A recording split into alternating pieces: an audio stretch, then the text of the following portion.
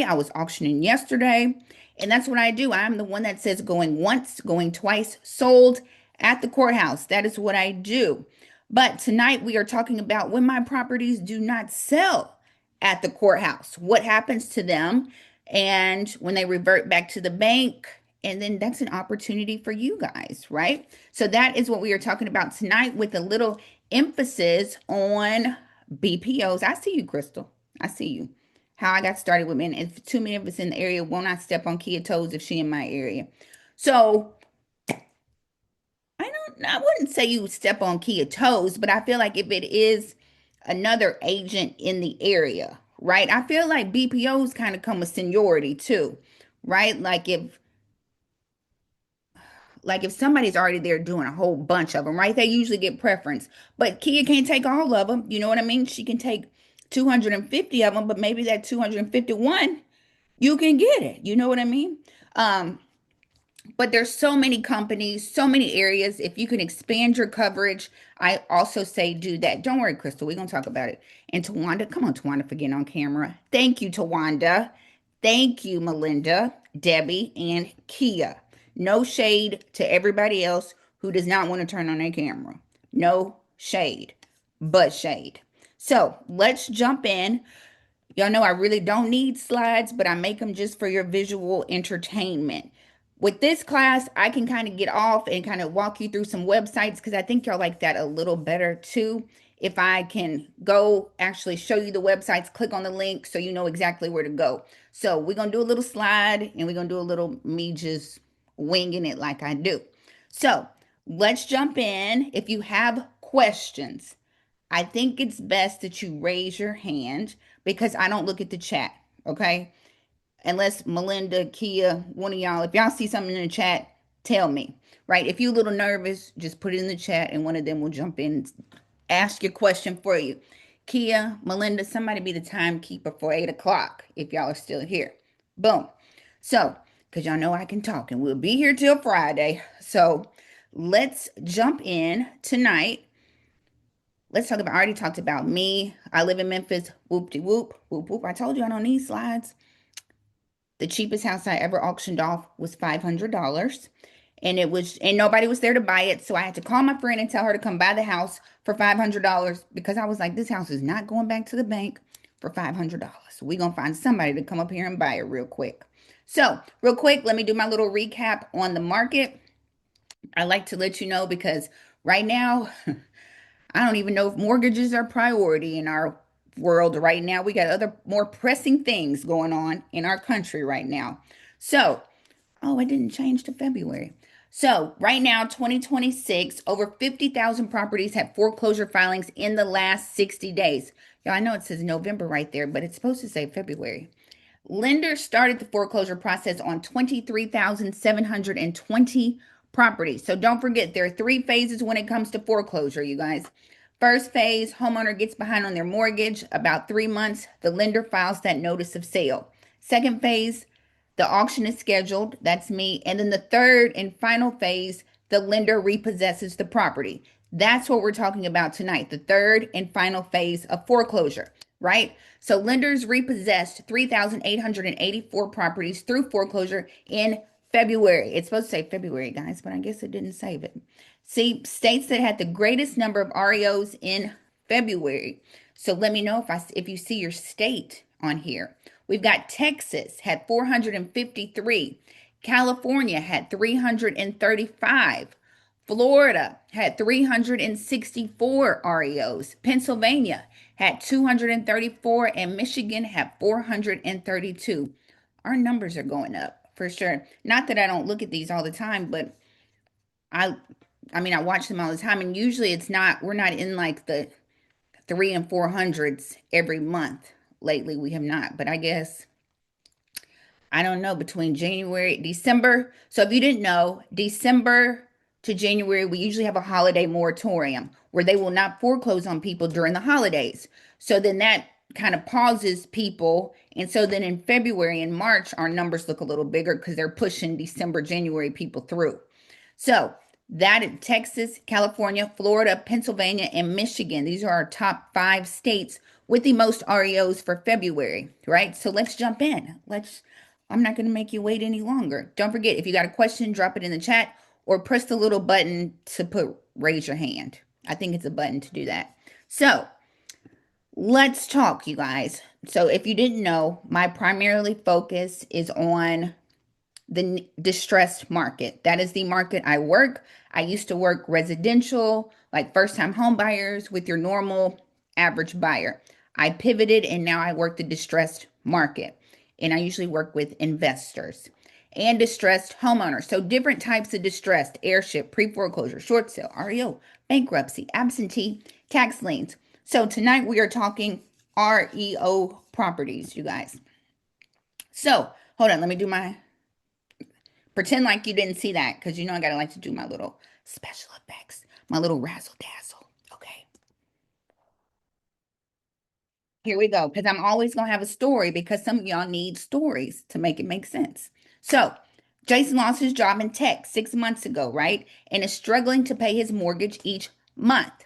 Jason is 3 months behind on his mortgage and just received a certified letter in the mail from that trustee or his foreclosure attorney. So Jason is officially in foreclosure. His blood pressure is high and he be having panic attacks at nighttime. But he just smiled for this picture. Now, Jason has 30 days to pay his past due amount or his home will go up for auction.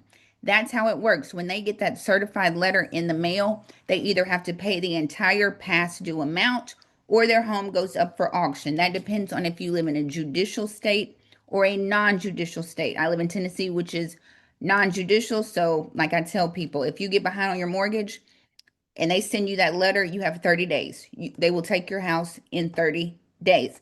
And I also live in a state that does not have right of redemption. So if I auction off your house, you cannot come back and get it. So once it's gone, it is gone. Some of y'all live in states that care about you and will let you come back and get your house and postpone it and all that kind of stuff. I don't live there. So Jason tried, but was unable to pay his mortgage, and his home went up for auction. Okay. So, one thing I don't know if some of you all know, once you go into foreclosure, the bank will not let you make partial payments on your mortgage, right? If you owe $20,000, if you have not paid your mortgage in a year, you have to pay that entire $20,000 or your house will go up for auction. That's how it works. So, oh, come in. Look, Cherie, I see you. Welcome, you guys. I know y'all be like, do not put the camera on me. Don't worry. Sorry, you guys. And Olu, I see you up there. Look, everybody. I know she like, do not call on me. I be calling on everybody. That's why y'all don't want to get on camera, because I'm gonna call on you. You're right. I wouldn't want to get on camera either. So let's keep going. But so Jason's house went up for auction, but it did not sell, right? Jason's home reverted back to the bank because Jason just bought his house 2 years ago. And the opening bid at the auction is the loan balance. His loan balance was too high, so it went back to the bank. And it became a what? An REO property. So does everybody understand how we get to the REO? If a house goes up for auction, does not sell at auction, it goes back to the lender, and now it is a bank-owned property. That's what happens.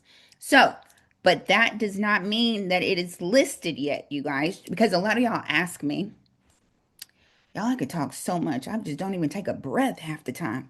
So, a lot of y'all ask me, if I'm watching a house at auction, it doesn't sell at auction, how long does it take before it comes back to the public for us to buy it, right? But there is a process that it goes through, ladies and gentlemen.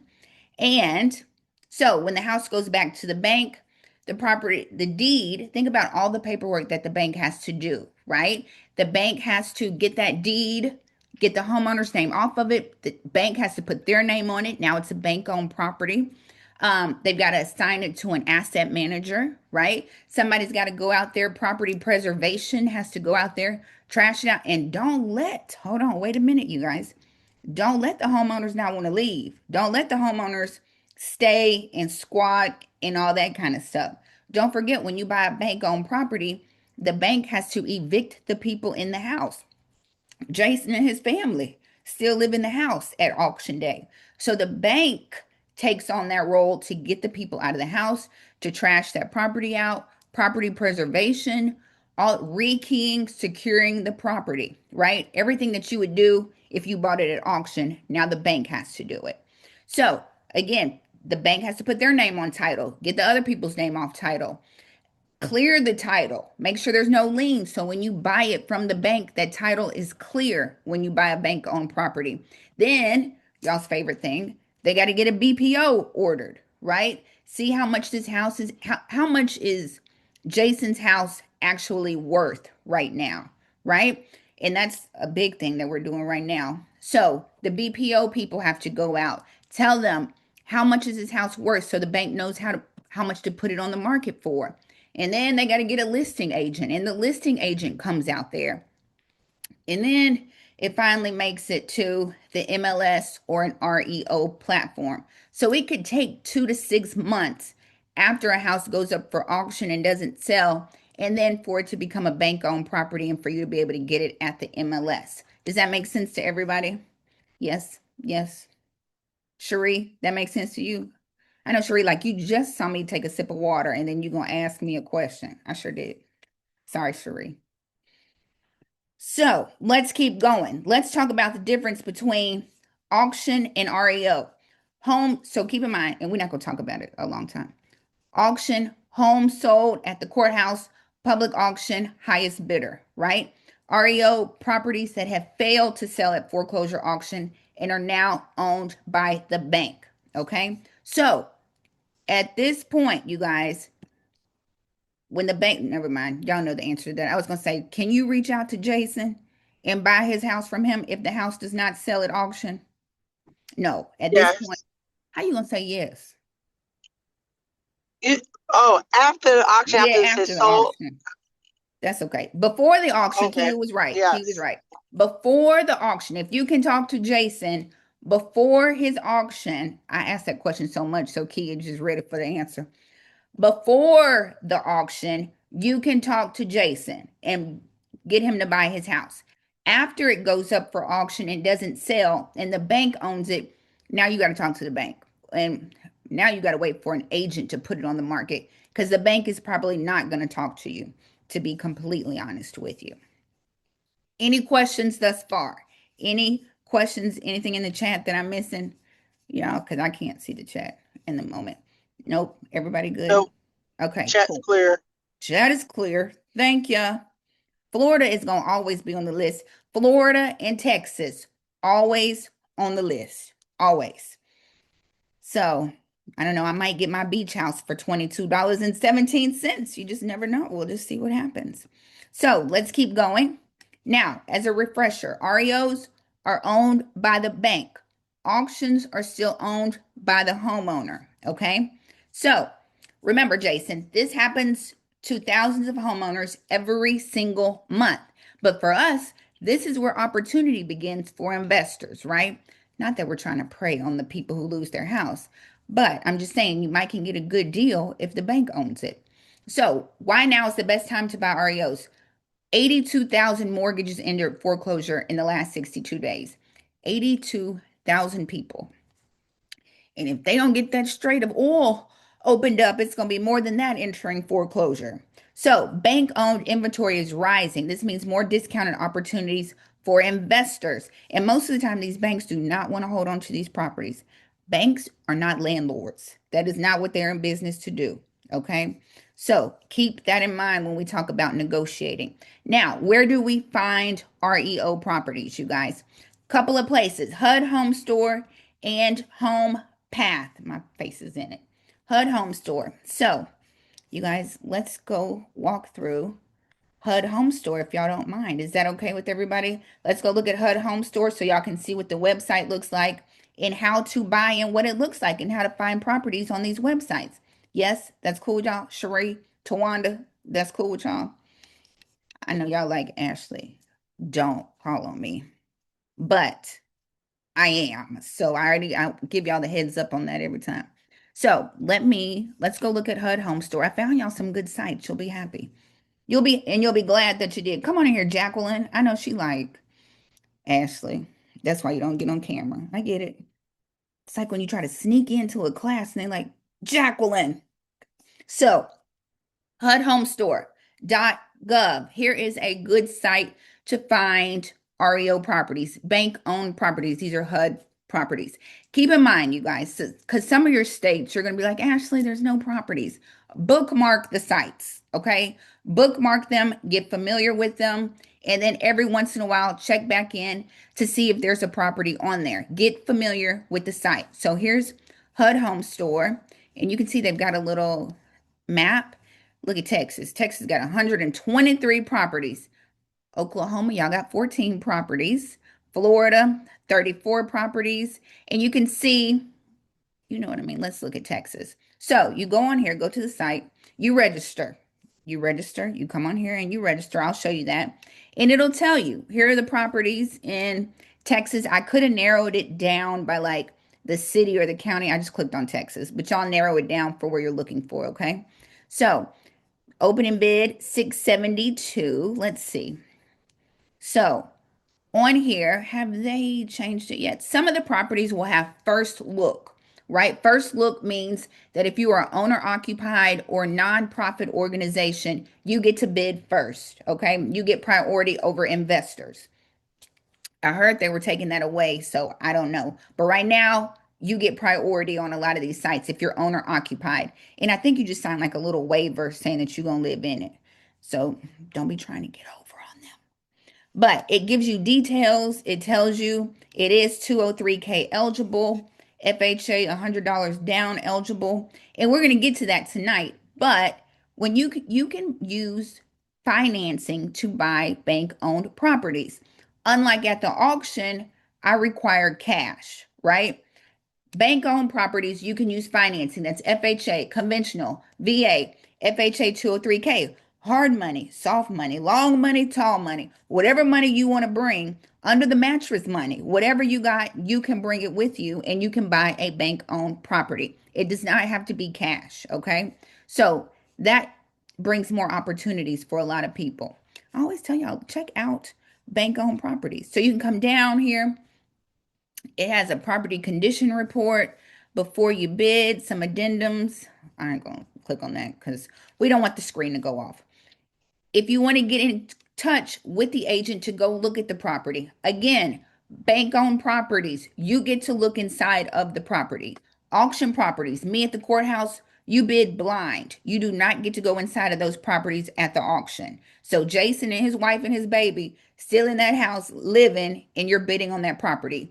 Bank owned properties, you call the agent, you would call Doris Sanchez, or if you have your own agent, call and schedule and go in that property. You can go in, walk around, bring your contractor, do everything you want to do with that property. So, listing broker, there's a listing broker, they have an asset manager, everything like that. And you can look at pictures of the house. I mean, if you like yellow, if you like sunflower yellow, that might be a little house, you know what I mean? You got to run your numbers. Okay, it's given character. I see the character with the wildlife columns. Character. I would negotiate on that house for sure on this one.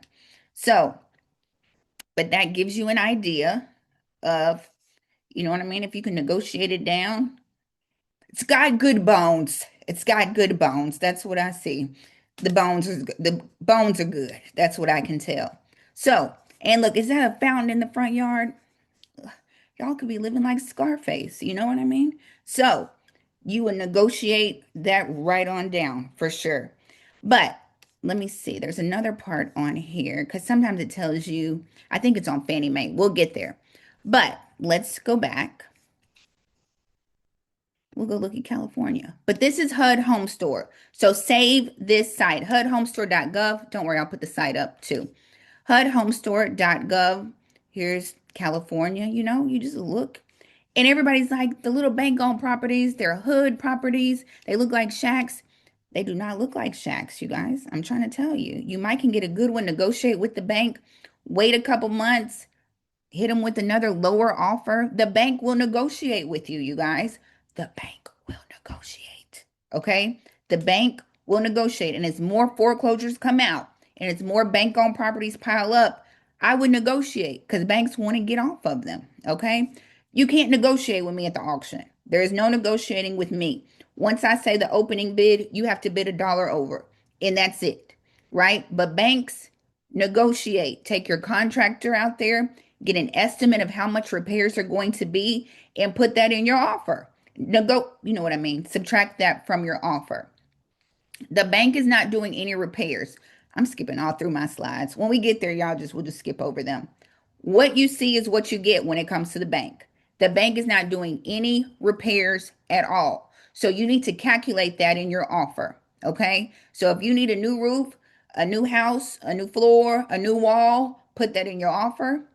Not put in your offer, but deduct that amount from how much you're willing to pay for that house. Okay. And we'll talk about running numbers as well. So that's HUD Home Store. Okay. You go on, you register. Talk to me, Jacqueline. Yes, thank you.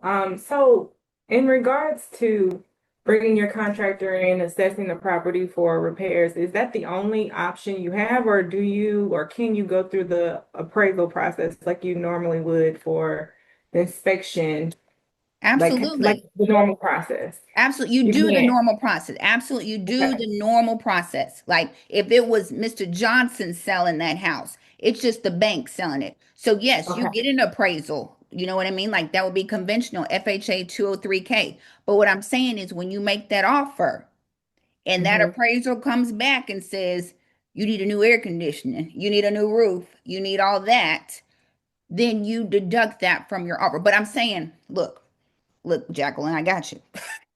So before you put an offer in, is what I would say, or make sure you're in that inspection window when you make an offer, right? But I would say before I even put an offer in, when I talk to that agent, I'm going to say, hey, I'm coming to look. Can I bring my contractor with me? Or if you like it enough, for that second look, because you know everybody got to do a second. When we got a second showing this evening, bring your contractor for that second showing and get an idea of how much it's going to cost. So then when you put your offer in, it can already account for, those repairs that are needed, right? Because I don't know if when you put once they come out and do an appraisal and they're like, you need a whole new roof, you know what I mean? They might say the bank is not going to do the roof. It's not going to put a new roof on it. And then you might be like, well, I need to lower my offer because I didn't account for a roof. You know what I mean? That's what I'm saying. Take your contractor with you and get all your list of repairs and how much it's going to cost and factor that into your offer, is what I'm saying. That makes sense. On Zillow, so I went on Zillow the other night because I found a website that had REO properties listed. And Yeah. I was just curious and it mentioned MLS and, it would be listed there. So I was curious if it would be listed like on Zillow, and it was, but is there any indicator that would tell you that it's an REO property? Do the real estate agents know that when they're searching? Do they stray away from showing their potential clients those? Is there any? I think it just is going to depend on your agent. If you tell your agent, hey, I'm interested in, I don't mind doing some repairs, right? I don't mind a fixer upper. So please include REOs or foreclosures. Make sure to say that because agents might not know that you want to do repairs, you know? So put that in there. And yes, in the MLS, when we enter a listing, it's traditional sale, like active normal sale, REO, we have to put in it if it's bank owned. If it's a short sale, we got to put that in. So it'll say REO property. You'll know that the bank is the owner of it. Yeah. So yeah, Okay, thank you. absolutely. Thanks, Jacqueline, for asking some questions, Cherie, Tawanda. Y'all ain't got no question? Okay. It's like, Ashley, I've been in this class 4 times. I got a question, but it ain't on tonight's subject, so See, I'm told just you. gonna Told hold you. it. Dad, see, told you. I told you. Always trouble. Troublemaker, Cherie. So, let's talk Early. about home step. I'll try to get your question in this evening. I promise. After class. So home steps is another one, you guys. Home steps is just like HUD Home Store. There's some Fannie Mae, Freddie Mac, HUD. All of them have their own REO sites that you can go on and bid on. Okay. So making an offer, right? So home steps, Freddie Mac does do that first look process where if you're owner occupied or nonprofit, you get to bid first. So making an offer, it'll tell you, you know what I mean? It's just like, and I know a lot of y'all, I don't know, I think it's just that y'all don't know. right? If you're buying a bank-owned process, bank-owned property, it is the same as buying a traditional home. It's just the bank instead of Mr. Johnson, right? So it is the same. You get financing, you do an appraisal, you put down earnest money, you go to closing with the title company. It's exactly the same, except that the bank will not do any repairs. It's what you see is what you get, and you got to sign a couple extra addendums that it's a bank owned property, whoop de whoop de whoop. But other than that, it's the same process and you can negotiate with the bank. Okay. So, like, here it is what to include with your offer: contract, pre approval letter, just if you were buying a regular house, proof of funds, right? That's the pre approval letter. If you're paying cash, bank funds or a letter from the bank, earnest money, same thing. And the home steps addenda, just the paperwork for the bank since the bank owns it and is selling it to you, right? Offer must be in writing, terms must be clear. It'll tell you about how long it takes for them to counter back. I think it's about 48 hours for them to counter back on an offer for you if you submit an offer. So, exact same process. Okay. That makes sense. Any questions thus far, you guys? Any questions thus far? If it's in the chat, somebody tell me. If not, maybe raise your hand. I can see it when y'all raise your hand. We all good? Okay. All good. Cool. Cool. Hold on. Did somebody? What you say, Hank? I want to know, Mm-mm. I like to know, okay, when you making the offer, say Uh-huh. like if I'm making an offer in Tennessee, Uh-huh. am I using, what contracts am I using? Is the bank contracts or online contracts or what, how does that go? So I guess it depends. Like if you have your own, if you're using an agent, right, then you would probably call the agent that's in the listing agent. Or if you want to use your own agent would have to be licensed in Tennessee. You know what I mean? Or they Yeah. would have to do some kind of reciprocal or referral to put for the bank, is what I'm saying. And it would ask if I'm an agent, can Yeah. I ask for a commission or will re, that re, the real estate owned bank agent get the commission? Are you licensed where you put an offer in? Like, are you going to represent yourself as the buyer's Yes, agent? Yeah, yes. you can get commission. Mm-hmm. Okay. Yep. So if they pay 5%, would I have to share that with the other agent, or how does You that the go? buyer's agent, so you only getting three. You ain't gonna get the whole five being the buyer's agent. Oh, okay, okay, I got you. Yep. Olu. Oh, look, I done shorten your name because I know somebody else who has Olu, and I'm like, I done gave her a nickname and everything. Is that okay? I'm sorry. I see your hand up. Talk to me. The first question, sometimes it's very hard to get in touch with the brokers. Very frustrating. Yes, I have heard that before. I have heard that in email and call and maybe text them, and then there is like, okay, so remember I just showed you on that other property, they have asset managers. You know what I mean? If you having trouble reaching out to an agent and trying to get in contact, reach out. And we're not trying to tell on anybody, but if you see a house that you really want and you can't get a response, then let me go back and show you. When you scroll down, so if you can't get a hold of Doris on any of these phone numbers or emails, there is another person that you can email like support or something. You know what I mean? They have an asset manager right here. So I would just say, I've been trying to call Doris and she act like she can't answer her phone. And I'm trying to make an offer because I'm sure they would like to know if they've got offers coming in and the agent is not responding. You know what I mean? And then I hear sometimes the agents be trying to keep the houses for their clients. But we won't think negative. We gonna think positive. But you know what I mean? Look, if you do the right thing, you just have to go up the chain of command, especially if it's a house that you really want. You know what I mean? So I would email, text, call, and if you can't get that, then there's always support that you can reach out to and send a message. Thank Do you. It what you, makes a lot of sense. So the second question is, in the homesteps.com website, uh-huh. homestead. So where can you see the properties? Okay, so on home, let's go to home steps. We got you. You have it open already. Yeah, I was. Was I already on it? I went back when to show that other one. So home steps, let's just find we'll do Chicago since that's where I was born, you know. Okay, so Chicago, we have first look, so that means that an owner occupied or nonprofit can get to it first. Scroll down, scroll down, scroll down. Let's see. So here's the agent. Ooh, let's see. Maybe I wonder if you like log in, you can see because most of them you can look and see like the asset managers. Let's see. Because if Robert don't pick up the phone, I don't know, you guys. Look, we can go down here and contact us. Hey Ashley, can I say something towards that? No. Okay. Yes, Kia, please share all the information that you have. Yes. Go ahead, Kia. Because I've done REOs. The thing is, most agents are not going to pick up the phone because you want to ask them a bunch of questions. And if you're not submitting an offer, which is on the asset manager's platform, they kind of don't want to, quote unquote, not making it right, but they feel like they're wasting their time. It's eating up a lot of their time just answering the phone. Ah, If you've seen the property, you like the property, their expectation is submit an offer because they really are not like traditional.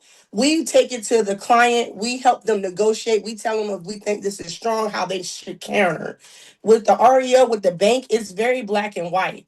And as a listing agent, you don't have any pull. So it's kind of like we're just doing the task. But when it comes to getting an offer, that's going to go to the bank, and it's usually going to be 3 to 5 days before they even answer you.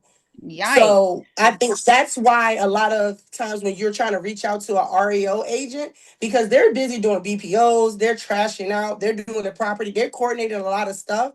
And when it comes to putting in an offer, the only person that can sign off on that offer is taking it to the asset manager, who then takes it to the bank, and then they make their decision. We don't have a say and we don't have a leg in it. So from me being a new kid on the block last year, I learned like a lot of seasoned vets and other agents know that if they got a client that's interested in that property, they say, okay, then we need to submit the offer on the platform. Yikes. Look, like the agent just ignore you till you get an offer. That's okay. Yeah. And they try not to give information to the asset company, like their name and number, because then they get a lot of people just randomly calling them, and that takes away from their workload as well. So Wow. yeah, they Mm. gatekeep. I see. Let me be an REO agent. Oh, Lou, I'm gonna pick up the phone for you. I will. I'll pick up the phone for you. But I guess if that's the case, you know what I mean, then you go do your due diligence, right? The least you can do is at least schedule it and get in there. You know what I mean? Take your contractors, do all that, and then when you're ready to submit an offer, then look, then they're gonna pick up the phone and talk to you. So you do all your due diligence that you can do. Contractor, all that, make your offer, and then go from there is what I would say do then. You know what I mean? Mm. How can I make an offer myself So, without the broker? oh, well, you're right. Oh, you need an agent. So then you would have to find you an agent to submit your offer for you. You know what I Now, mean? if A you realtor? text them or email them and say, hey, I don't have a realtor, I'm interested in buying that property, and you show them that you got the funds, oh, they're going to pick up the phone. But if No. you're just saying, hey, I'm interested in the property, I have some questions, they're not going to answer that, because the thing is, then they're able to represent you and the bank. And there's nothing against the bank, doesn't frown upon that. So, yeah, they'll jump on it for that. Okay. So if you're telling them like, I need to get in, I want to look at the property, I'm pre-approved, or I got certified funds, and I want to see if this is the property I want to get, oh yeah, they'll reach back out to you for that. Look, But you if you're gotta show them asking them that a you bunch got of some money. questions, Look, you gotta yeah. show them you got some money. Oh, Lou. So tell them. Mhm. There you go. There's some advice for you. Look, let them know that you can't, ready, able, and willing to buy, and then they'll let you in there. You know what I mean?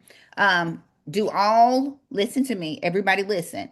Do all of your inspections, because don't forget, if I'm representing the bank, I'm representing the bank, right? Like I'm gonna hear your offer, and I'm gonna, but I'm representing the bank. So, you know, take that how you will. That just means for me, but again, I've been in real estate. Do all of your due diligence, do all your inspections, come up with your offer.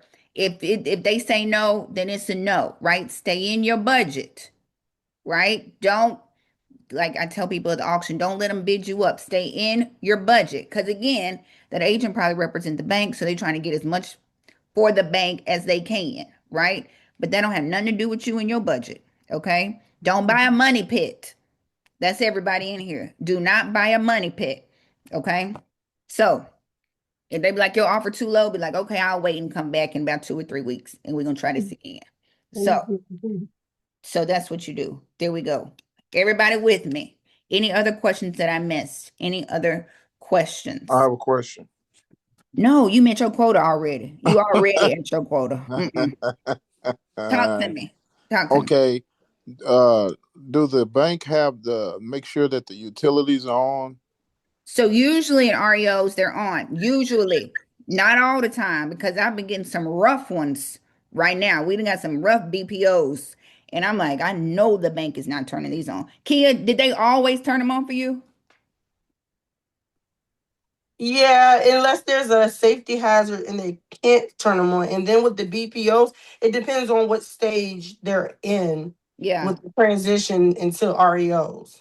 got you. So usually they do, unless it's some kind of hazard. Yeah, so like if you're the first person to do a BPO and they just finished successfully evicting, they might not have a chance to turn it on yet. Got you. Got you. So yeah, because I did some rough ones. They was rough. They probably just need to tear that one down that I did. So, and just sell the land. But yes, and that's a good thing because when your home inspector comes out, they can check stuff, right? Utilities are on. They can start checking to see if air is working. If it's a leak, turn, you know what I mean? Do a full inspection, because you don't want to turn the lights on and the lights don't come And on. remember, you still have the same timeline if you were buying traditionally with REOs.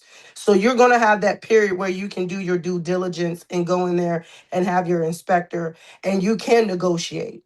They will negotiate if they look at the report and you send it in like this, and this, and these are major issues that wasn't uncovered to begin with.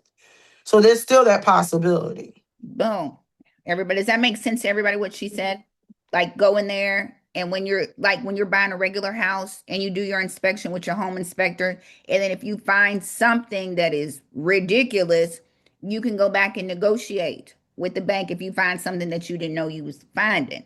Make sense to everybody? Yeah, Yes? they just don't entertain like small things like the window seal, things like that. But like if the HVAC has a huge problem or the roof has a huge problem, which should have been already picked up on, but for whatever reason there's a hole in the wall they didn't see. Then yeah, you can. I mean, in the roof you didn't see. You can negotiate things like that.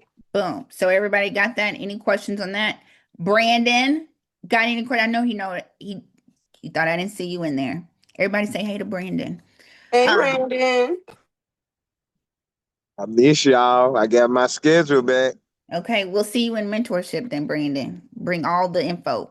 So let's keep going. So that was Home Steps, Freddie Mac Home Steps. We did HUD Home Store. Home Path is another one. Home Path. Don't worry, I got a whole list of y'all for y'all that y'all can use. Home Path is another one. Y'all forget that a lot of times these bank owned, they have assistance, right? These are government backed loans, government owned loans, right? So they got down payment assistance may be available for owner occupant buyers. So use your resources when it comes to buying a bank owned property. Okay. So don't forget that.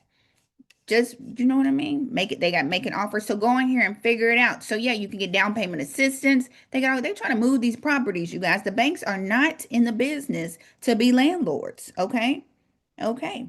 The closing process. So they have everything that you need on these sites, right? So boom, check them out. So that was Home Path, Home Steps, and HUD Home Store. Boom. Let me get back to my slides because I can get off and never get back. And we can't be on here all night. You know what I mean? So back to where we were on our slides. So can everybody see that? Everybody back with me on slides? Yes. Okay. Look what I found for everybody who's interested in multifamily bank-owned properties. Did you Oh, know that? Huh? What? no, oh, I didn't know I was off mute. I said sweet. Oh, okay. Thank you. So, if you are looking Yay. for bank-owned multifamily properties, HUD will send you an email out weekly. Weekly, you guys. I'm on the list. I'm on the list of bank-owned multifamily properties. So, I got the site. I'm telling y'all. So you go on here. So right now we've got only a couple right now, but each week, I think it's every Wednesday, they send you a list of multifamily bank-owned properties. So here's a couple. This is Lakeview. I think this is in Chicago, or maybe I just made that. No, Baltimore, Maryland. It's let's see, Lakeview Properties. But I'm gonna send y'all the site and y'all sign up, and 12 vacant units, one bed, one bath, 2425 Lakeview Avenue. Let's see, you guys, 2425. And you're like, what kind of class is this? The kind where you learn. This is that kind of classes. It's hands-on. So 2425 Lakeview. Let's look on LoopNet. There it is in Baltimore, Maryland. So my point is each week, every Wednesday, if you sign up, you can sign up for like your own state or states that you're interested in, or you can just sign up for multifamily. Let me go and show you. But each week, you can get a list of multifamily bank-owned properties. Booyah. Did y'all know that? No, you didn't. Is this on part? Say it again. Is this website on part? It is, let me go back to the website because I want y'all to be able to find it. And I'll drop it in the chat too. So the properties, it's HUD. Hold on, I'm gonna drop it in the chat for y'all. And then you sign up because I signed up for it. Let me see where I signed up on here. Go to the multifamily property disposition mailing list. Okay, let me give y'all this email in the chat, right? And then y'all go on here and sign up and get on. Yep, there it is. The website is in the chat. And once you go on, you can sign up and they'll ask you like what areas are you interested in. Let me give y'all all the websites. I told y'all was gonna learn. That's why y'all love coming to my class. Mm, mm, mm. So those of you, because I love a good multifamily property. So these are multifamily bank owned, and each week you can get a list of bank owned properties that go up for sale. Boom. It's in the chat. It's in the chat. In the chat. Boom. Any questions right here, just so y'all know. And they got a list of sold multifamily foreclosures, HUD owned. See, when I find stuff, I let y'all know. And healthcare loan sales, who can answer blah, blah, blah, blah, blah. So there's the site. Y'all go sign up, figure out what do you like. This was like a little, I think they were building something and it didn't come to fruition is what it was. This was the one in Chicago. It's kind of blurred, but I Googled it and it was supposed to be like a three-phase kind of facility. I think it was supposed to be. And I think they built it or didn't build it, but y'all go look and see. My point is get on the list so you get the multifamily bank-owned properties every Wednesday. Okay? Everybody with me if that's what you're interested in. And it's all across the United States, right? You can filter by what states you want to get properties from. Everybody got the website in the chat, you guys? Yes? Yay? Nay? Maybe so? Y'all with me? Any questions? Okay, Melinda said yes. Jacqueline, we good. That's why y'all Erie. Erie don't never turn on, but let it be Bubba class. Oh, 7, you in here. Look at everybody. All the friends are in here. Hey, you guys. So let's keep going. We're gonna continue on. If y'all don't have any questions, we're gonna keep going because we came for a good time and not a long time. Right? Right. So moving right along to the next slide. So there are some sites for REO properties in case you missed them. I told you I was going to put up the websites for y'all. There they are. Check them out. I'll give you a second. I'll answer any questions. So HUD Home Store, Home Path, Home Steps, those are their sites. Bank of America, Regions, and Truist all have their own REO sites themselves. Now, keep in mind, some of them, they might not have a lot of properties on them, but bookmark them, and then come on back in here.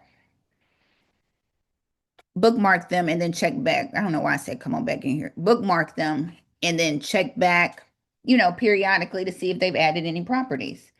Make sense? Makes sense. Trying to see, I was checking my email because somebody said they didn't get the link. So I was trying to make sure everybody was in here with the link, you guys. So, okay. I'll give y'all a few more minutes and then we're going to keep going, unless y'all have any questions. Any questions that I'm missing? Okay, so on here we have auction.com. Did I change the slides? Can I have the last page? Yeah, I'm sorry, I didn't mean to click. I didn't even know I clicked, you guys. So again, Truist, Bank of America, Regions have their own sites. HUD Home Store, Home Path, and Home Steps, those are those bank-owned, well, government-backed sites with REOs. I'm sorry, you guys. I didn't mean to click.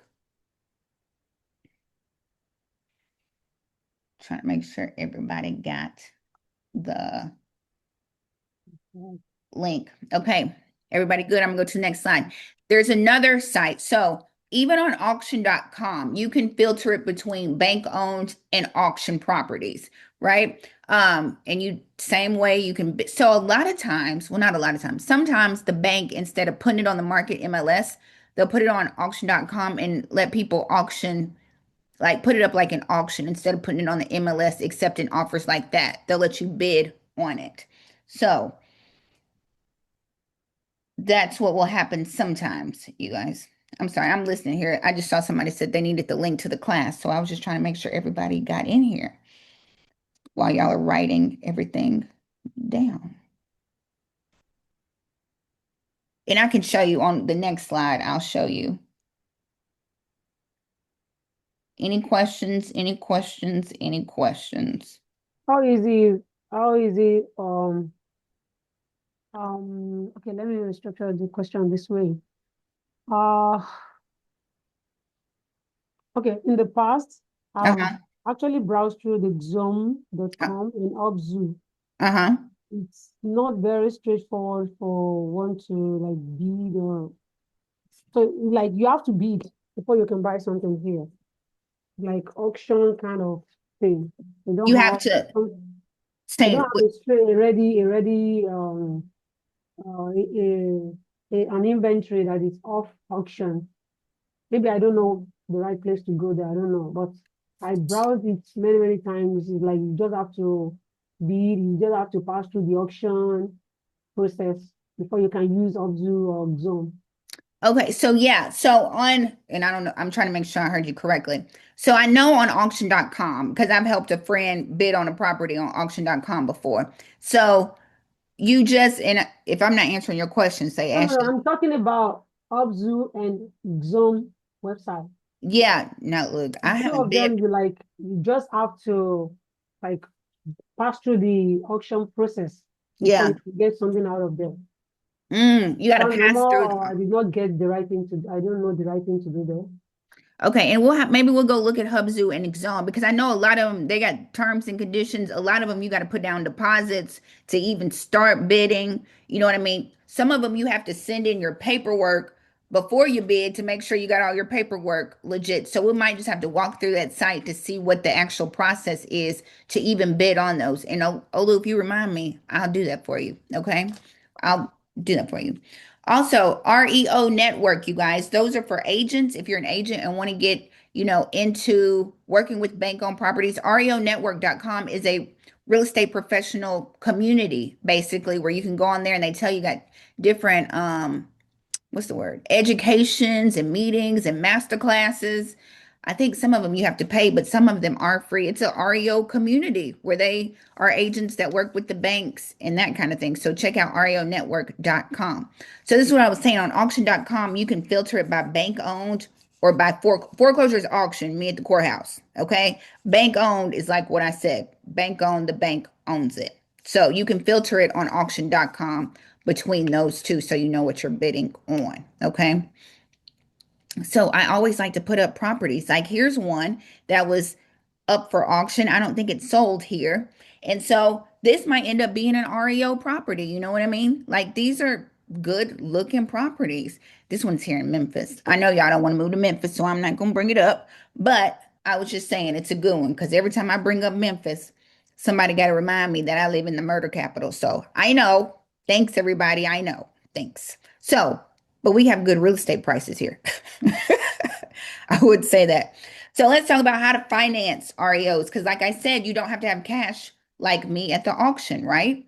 So But you can pay cash. Everybody knows cash is king. But if you don't have it, you still have other options regardless, right? So you can use financing.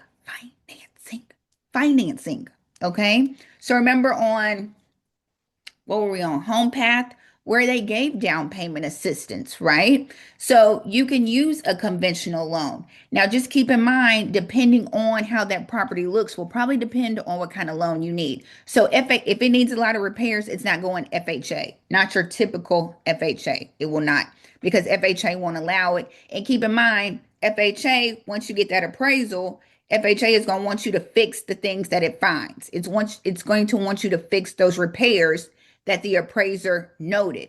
And the bank is not fixing anything. So you might can't go FHA, the typical FHA, but you might can go conventional. You can go FHA 203K, where they give you the money to buy it and give you the money to fix it up, right?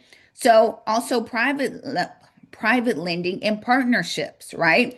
Maybe you got the credit and somebody else got the money. Maybe you got the knowledge or the skills to do repairs and somebody else got the money. So, but build relationships, especially local community banks. A lot of times, if you can bring them a good deal, they'll be more than willing to help you. You live in the community, you're trying to help fix up the community. They want your repeat business again. So, think about community banks where you are, local banks that help people, right? So, don't forget those. Did I see something in the chat? Did I miss something in the chat? Let me see. Is my internet acting up? Is it Cherie? Cherie, Oh, somebody. ma'am, you're good. Cherie, is it your internet? Don't put it on me because you know it might be my Wi-Fi. You know what I'm saying? Okay. Y'all let me know if I start glitching in here. Y'all let me know. So, um, don't make me nervous like this, Cherie. I'm like, oh Lord, I'm gonna have to teach the thing again. I'm gonna have to start over.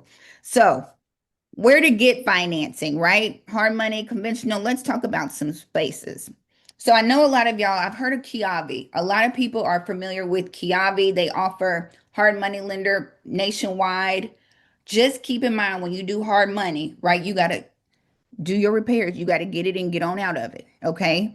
They expect you to refinance out of it, usually 6 to 8 months. Maybe they'll give you an extension, but that's not a forever thing. Hard money is not forever thing. And a lot of times they come with higher interest rates. Let me move so you can get the picture.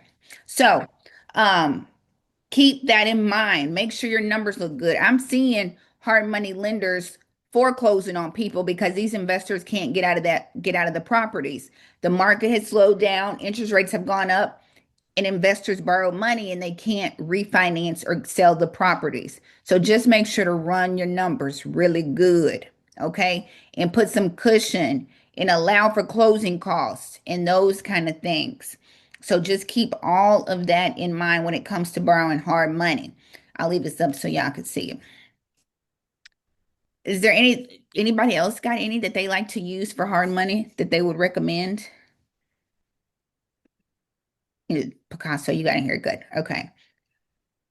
Okay, so y'all just refuse to talk tonight. That's fine. That's fine, everybody. Y'all don't have to talk tonight. That's fine. I don't have anybody, Ashley. That's fine, Kia. I'm just kidding. Thank you, Kia, for all your help. Um, but Kiavi's one that I heard about.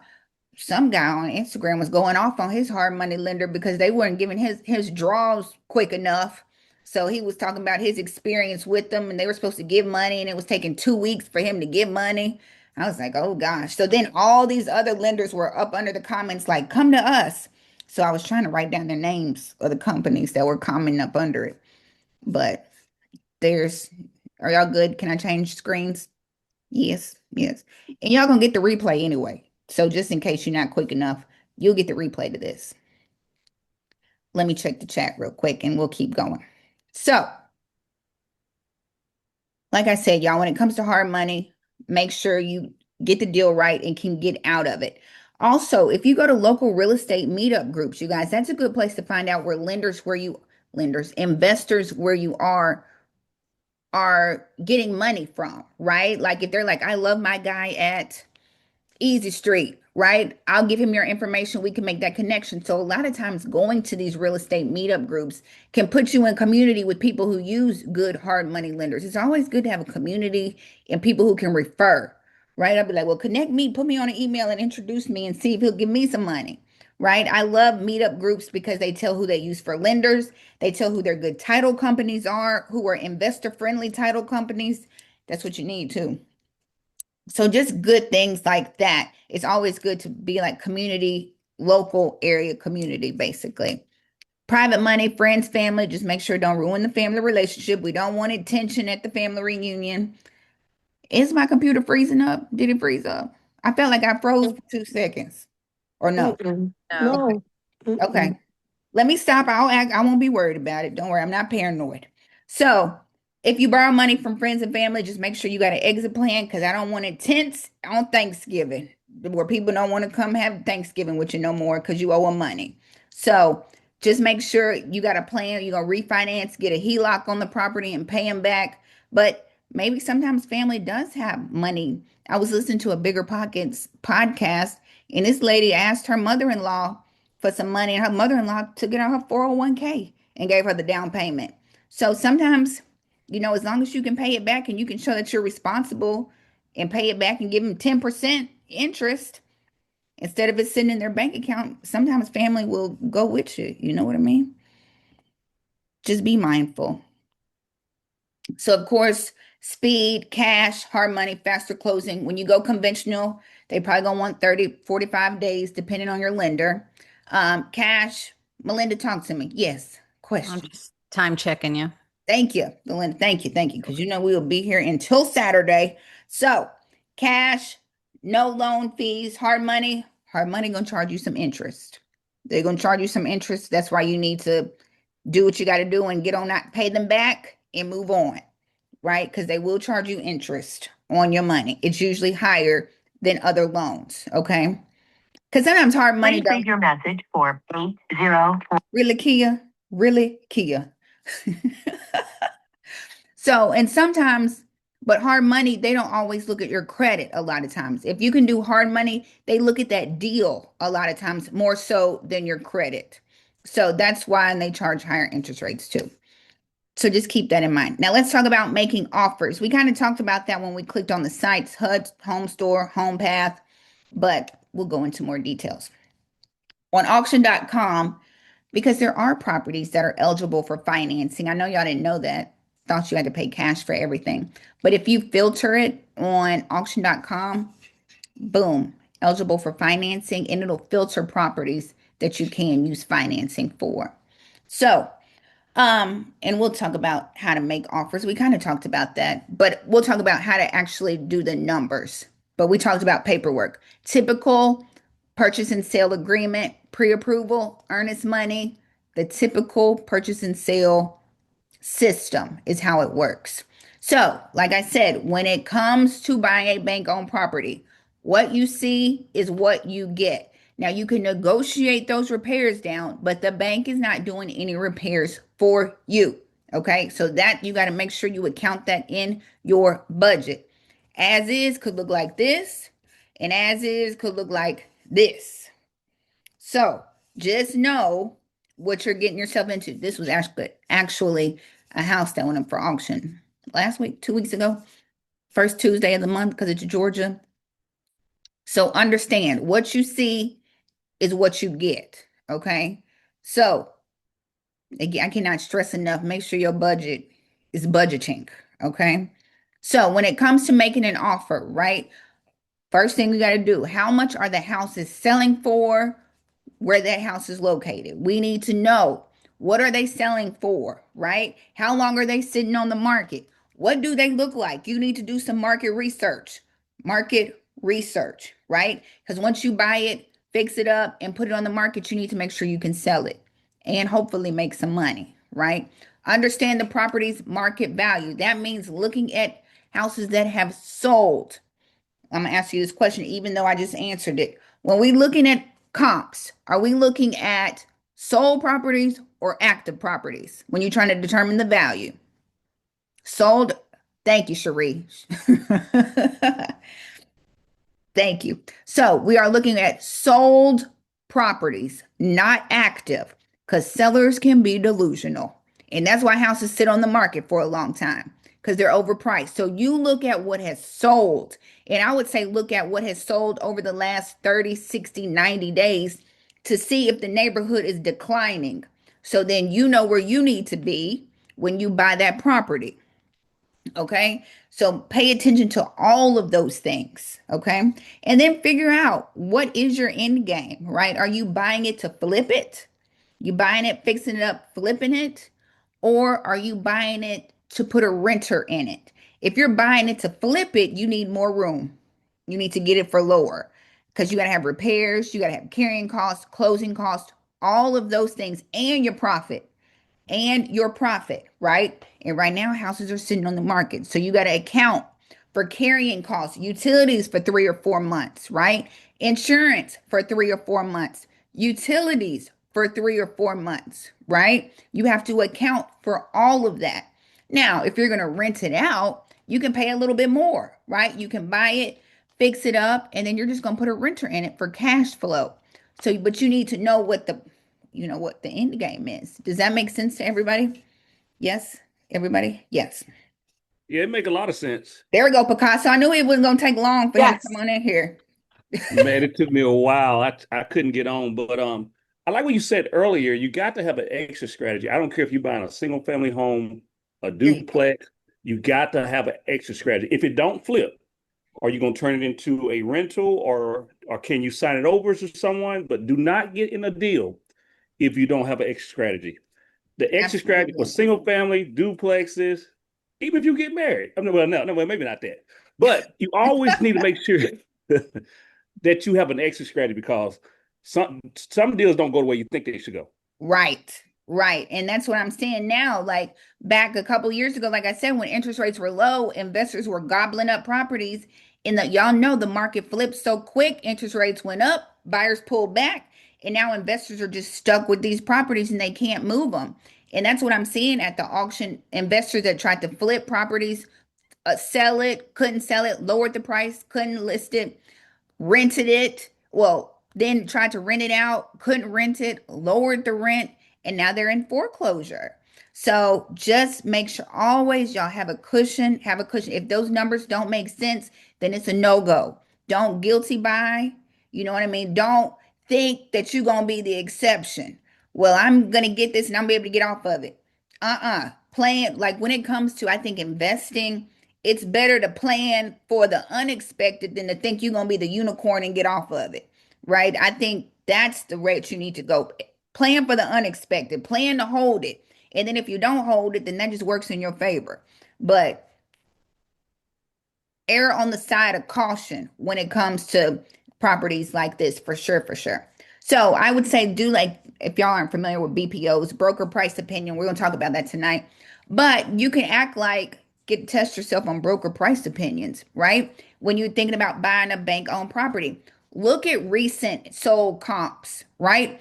Pull them and see if you have an agent. Ask them to look. If not, look on Zillow, Realtor.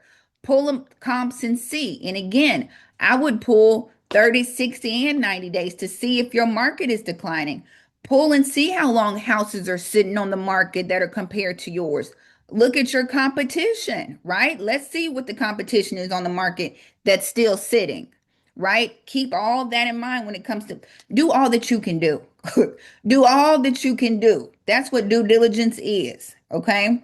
So, and look, you'll find another house, right? If you find one and it gets sold, you'll find another one, okay? But I would hate for you to speed and rush into something thinking you're gonna miss out and you buy a money pit. So, look at sold comps, adjust conservatively, and repairs. I can't stress that enough when it comes to bank-owned properties. Get a contractor out there and tell them to go through it, right? Because if you plan on flipping it, you're gonna have to do the repairs anyway. A buyer is gonna come through and want those repairs done. So get you a good contractor out there and tell him to realistically estimate how much it's gonna cost you to fix that house up. And then add some more money to it because you never know what might happen, right? So your offer should land 10 to 20% below that comp value, BPO value minus repairs and risks, okay? Closing costs. If you're going to flip it, that's commission. You got to pay an agent commission. Don't forget that. Utilities, insurance, okay? So don't just, you know what I'm saying, do your due diligence. Don't act impulsively, right? What not to do, offer without running your numbers. Offer, do not do that, okay? Ignore holding costs. Call how much is insurance, how much are the utilities going to be, right? Think about if it's wintertime, if it's summertime, heat costs, air costs. Think about that. Cutting the grass. Some things pile up that you don't think about, you guys. And then forget when you go hard money, they're gonna hit you with some interest rates, you guys. Forget financing fees, right? Don't forget that. And don't assume that banks negotiate like regular people, right? Banks is not emotional. Like Miss Jenkins got to sell because she about to lose her house, or Peter has to sell because he's relocating for a job. This is the bank, right? They don't care anything about those houses. Half the asset managers don't even know where the houses are. So keep in mind, it's business. Know your numbers before you start negotiating. That makes sense, you guys? Yes. Any Yes, questions? yes, ma'am. Yes, ma'am. Everybody still here with me? We're gonna wrap it up. Don't worry, I'm not gonna keep y'all Yep. until what's tomorrow? Friday. Yeah. So here's another one, you guys. I showed this one on the last master class. This is a nice one though. This is a nice one, I would say. If this came up bank owned, um, okay, I'm gonna ask you, Olu, Jacqueline, I'm gonna ask the people who don't talk. Tawanda, Brandon, see if he's still down there. If the bank had Yep. this on the market, if the bank had this on the market for 690, 690, and it's worth 1.5, what y'all offering? What you gonna offer? You don't have to do calculations, you guys. What you think? 690 and it's worth 1.5. First of all, y'all flipping it or you're renting it. Y'all can talk to me in the chat too. Even the people I didn't call. Tell me Well, y'all's thinking. Here go I will Picasso. open them at 690, and the reason being, and I know it's not legal, but some people go into houses if it's vacant and to You're right. see You're right. what the back door might be open. But if it needs 100 grand, and I'm in it for 700,000, and is it appraised for 1.5, I might say for 1.3 and get off of it. There. So I believe Mm-hmm. in y'all gonna give them that money, put 200 in it. If I'm in it for 800,000, sell it for one, make 300 grand and get on to the next project. There it is. Cherie, talk to me. Look, Melinda, what y'all doing? Olu, Jacqueline, Tawanda, what y'all thinking? You can come off mute. Y'all can come off mute. 690, it's worth 1.5. Tell me y'all renting it out or y'all gonna flip it and put it on the market? What you thinking? The numbers don't work Flip, for rent. put it on market. You gonna put it on the market? Mm-hmm. Flip it and try So to I'm gonna sell? rent it. I'm gonna rent it and break them rooms in for professional travelers. Ooh, come on. What you call them? Like short-term, mid-term rentals. You gonna put some nurses in there who Mm-hmm. make it a crash pad? Cherie ready. What you gonna do, Cherie? that's out of my budget. Cherie, we don't have a budget in this master class. Ain't no budgets in here. I like his idea, but my only concern is there's probably a strong HOA in that subdivision. Mm, So they may not allow that. That may be a restriction. So I'm just gonna buy it and sell it. flip it. Listen. Yeah. Melinda, what you doing, Melinda? I'm gonna buy it for 690, 090, and maybe 1 cent. And I'm gonna keep it for over a year, rent it out for a year so that Okay. my taxes will be less and sell it after a year. There it is. There it is. Okay. Because you're right, that capital gains tax gonna hit you if you And on sell the it. HOA, then I'm gonna move in and keep it for myself and stay in it, fix it up, and utilize the equity to buy something else. But that'd be my Oh, property. we're gonna take a HELOC. We're gonna take a HELOC out on it because you could refinance it. If it's worth 1.5 and you get it for 690, that could go to building some other price. It's all kinds of creative stuff you can do if you got a good enough spread and know what you're doing. So, okay, I like where y'all are going with us. Okay. Everybody's got their own method to their madness. So, um, so let's jump in as I said we were going to talk about realtors, BPOs, that kind of stuff. Now, I'm switching gears a little bit to REOs, agents, that kind of stuff. So when it comes to we saw on that one site asset managers. Remember, it was the listing agent, and then up under it was asset managers you could reach out to. So, asset managers, they do, right? I work with asset managers all on the BPO side. We do that. They how would you describe asset managers? They manage the assets, basically, exactly what it says they do. They handle distressed properties. They decide who gets access to the REO listings. You know, they're the ones who I would say they're kind of like the property managers, like property preservation, REO listings, BPOs. Boom, they control all of that, right? So when it comes to working as an agent with REO, and we're still trying to figure this out ourselves, you do need to know asset managers. You can email them and reach out to them and try to get on their radar. But those are the people you want to have a good relationship with when it comes to listing REO properties. Those are the keeper of the properties, right? And sometimes that means going to a conference. Sometimes that means emailing them. Things like that is what it takes to get in front of asset managers a lot of times. Look, here we go. Here's another one, you guys. What y'all offering? It's 70, it's opening bid is 78. It's worth 215. Where y'all going? Y'all renting it, flipping it, or y'all got some other kind of creative strategy? What you thinking? I'm moving in. Okay, okay. And keeping it just forever? I mean, shoot, 78,000. You probably can put myself in a position to own that free and clear. Okay. So live in it. Eliminating my debt. Okay. So live in it, keep it long term. Boom. That's the route we going. Picasso, which way you going, Picasso? Now, is this a REO property or foreclosure? It's up for auction. And so I don't know if it's Oh, sold on see, Tuesday. if what I've seen with my properties is at 50, 60, and 70, and these days, if it's at 78, you're gonna have a lot of investors out there on the steps. So, but let's Opposed. say it's this class. Hypothetically, this is bank-owned property because look, this is a bank-owned masterclass. So it's sitting out there on HUD's website as a bank-owned property. It went up for Mhm. auction, didn't sell, and it's sitting there for 78,000. And they said, Picasso, bring me an offer. What you gonna pay for it, and we're gonna accept I'm it. gonna give them the 78,000 because I don't want to mess with it. And the $93. And Okay. if it need 40 in it, I'm in it for 120, and I'm gonna sell it for 195 or whatever. And they may have multiple offers, and they may go up to 215. Boom. But I'm I gonna get it like out the it. way on to the next deal. Flip it. Melinda, what you doing, Melinda? Oh, can I add one thing? Go ahead. And do a 1031 exchange because the capital gains gonna kill you. So Look, Melinda got everybody thinking about them taxes now. yeah. I mean, Mhm. I do 1031 on all mines. Yeah. I keep the can down the road. Yep. Yeah.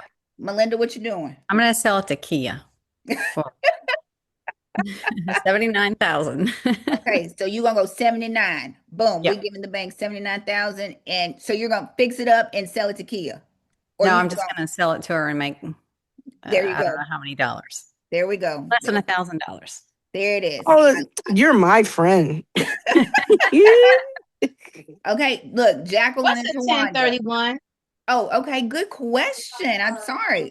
Look at us speaking real estate and forgetting that everybody don't speak real estate. So, okay, let's use this property for an example. If we bought it, fixed it up, and flipped it and said we made $50,000 at closing, that was our profit, $50,000. What you can do is you can take that $50,000 worth of profit, they'll put it in like a special escrow account, and then within what is it, 90 days, you have to buy another property. You can buy another real estate property with that money. And if you do that, you don't have to pay taxes on that money. That makes sense? Like if you just let them hold on to it for, I think, what is it, 90 days or whatever, you got to find a property within a certain amount of time. But if you use that 45 days. 45 days, if you use that profit to buy another property, you don't have to pay taxes on it. So a lot of investors, it's called the 1031 exchange, is what you can do. Okay, got it. Boom. Got it. What happened is a lot of legislators, they write rules for W-2 regular people, and then they write the rules for business owners, LLC, to circumvent the rules that they wrote. So it's a legal way of skipping taxes. Yep. The only thing about it is now, once you get that money, you make your 50, they're not going to give you a check. It goes into a holding account. And for the holding attorney, then if you identify a property, just say you find this property at 80, well, you can use that 50 that you made towards that 80. I mean, towards that property, and you only need 30, and you're in a great position, but you don't have to pay taxes and you have to pay your lawyer. My lawyer charged me $900 to purchase and transaction. So it's like $1,800 total. But Yeah. I sold some apartments last year and a complex. I was going to have to pay 18% capital gains, and I was able to buy 7 other properties, basically paying $1,800 per property for the transaction. But So you admitted 6 figures of capital gains. So of it's a way taxes, of yeah. circumventing the system. Yeah, because you're gonna pay when you make a lump sum of money, taxes gonna want a lump sum of that money that you make. So that's just a way of getting around having to pay those taxes, basically. Legally, That's why Jacqueline you legally. and create it. Tawanda. Hold on. Who said that? I'm sorry. Tawanda and Jacqueline. Y'all know I was gonna call in. Which one of y'all got to answer? What we doing Um, with this? I'm flipping it. Well, no, I think I'm gonna rent it. I'm gonna rent it for an investment property for a while. How much you gonna pay for it? Where are you? There you Um, I give him the 78. You gonna give him the 78? Yeah. Okay. I'm gonna give him 100. Yeah, we're gonna give him 78, and then you're gonna rent it, and then boom, make some money off of it. Get some cash flow. Jacqueline, I'm asking you. Yeah, I'm doing the same thing Tawanda doing. How much you gonna pay for it? 78, 93.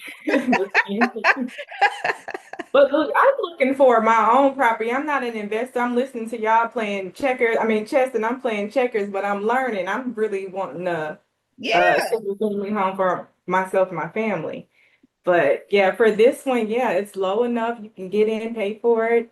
yeah. If it's 30, $40,000, that's 100K. And then if it's worth 215, I feel like you can get a good rent amount and still have a little cash flow. So that'll help There pay the it is. mortgage for our house when we find it, if we find it. Y'all gonna find it. And that's just how you start, right? That's the beginning. You get a house like this, 78, it's worth 215. Look, I ain't gonna start getting technical. You could refinance, pull some money out, buy another property. You know what I mean? It's just, and that kicks off your real estate journey. That's what'll kick it off. That first property will get you going.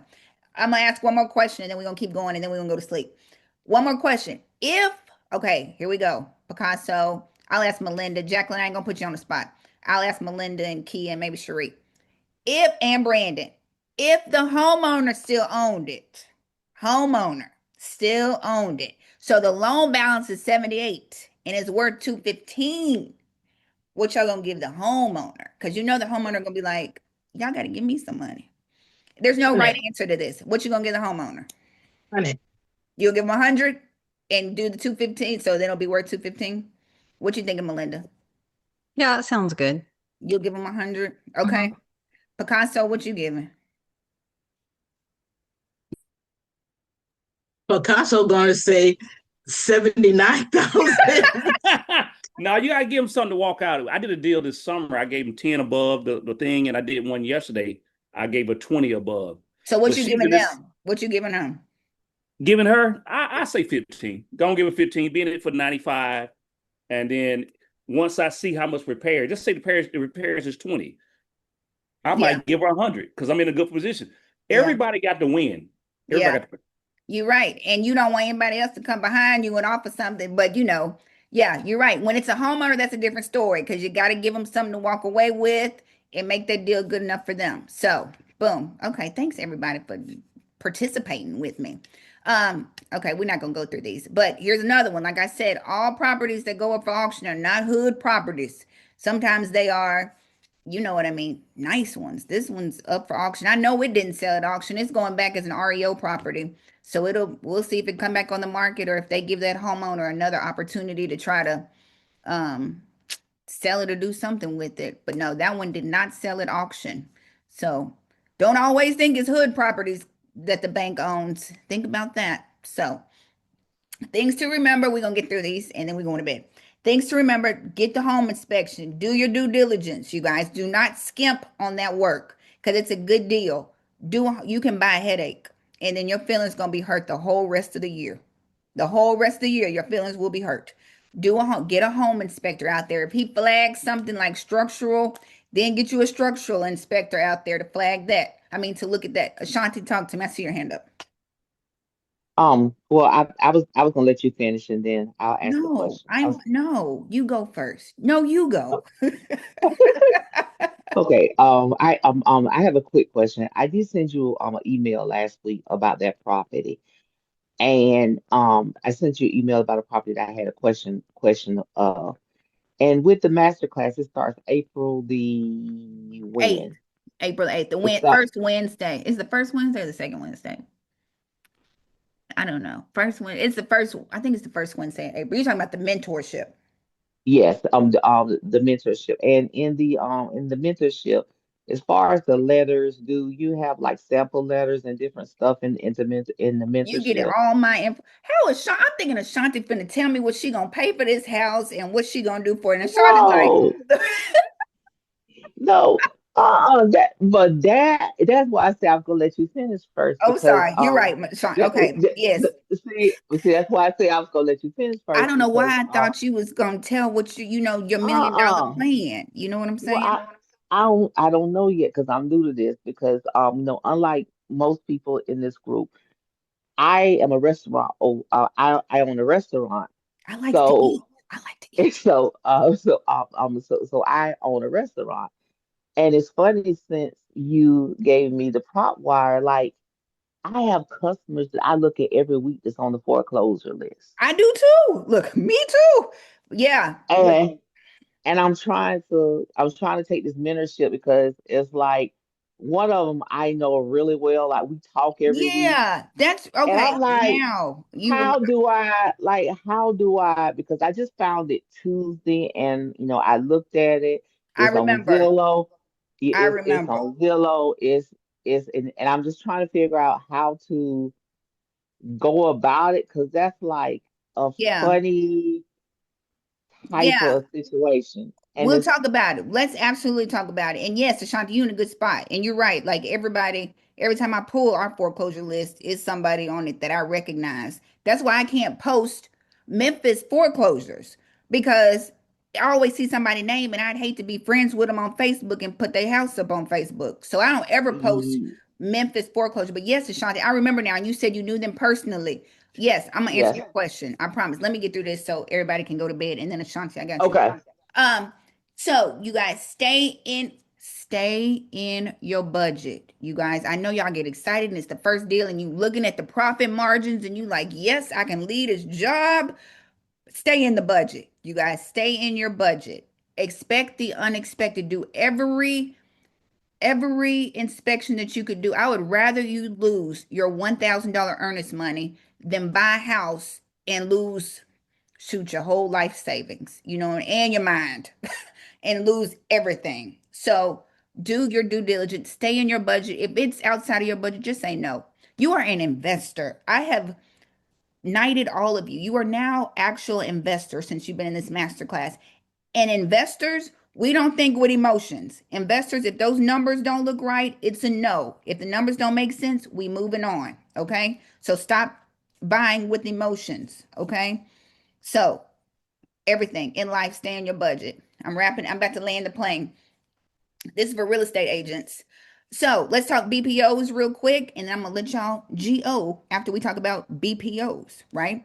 So I know there's a lot of companies that are scamming agents, telling you if you sign up and pay $500, you can list REO properties. Do not do that, you guys. It's a lot of scammers out there. There are some companies, ResNet, Equator, they do make you pay a membership fee, but they're legit companies. You can go on the website. If you ever don't know if the company is legit. Y'all have so many BPO groups, or you can ask me, or we can find out.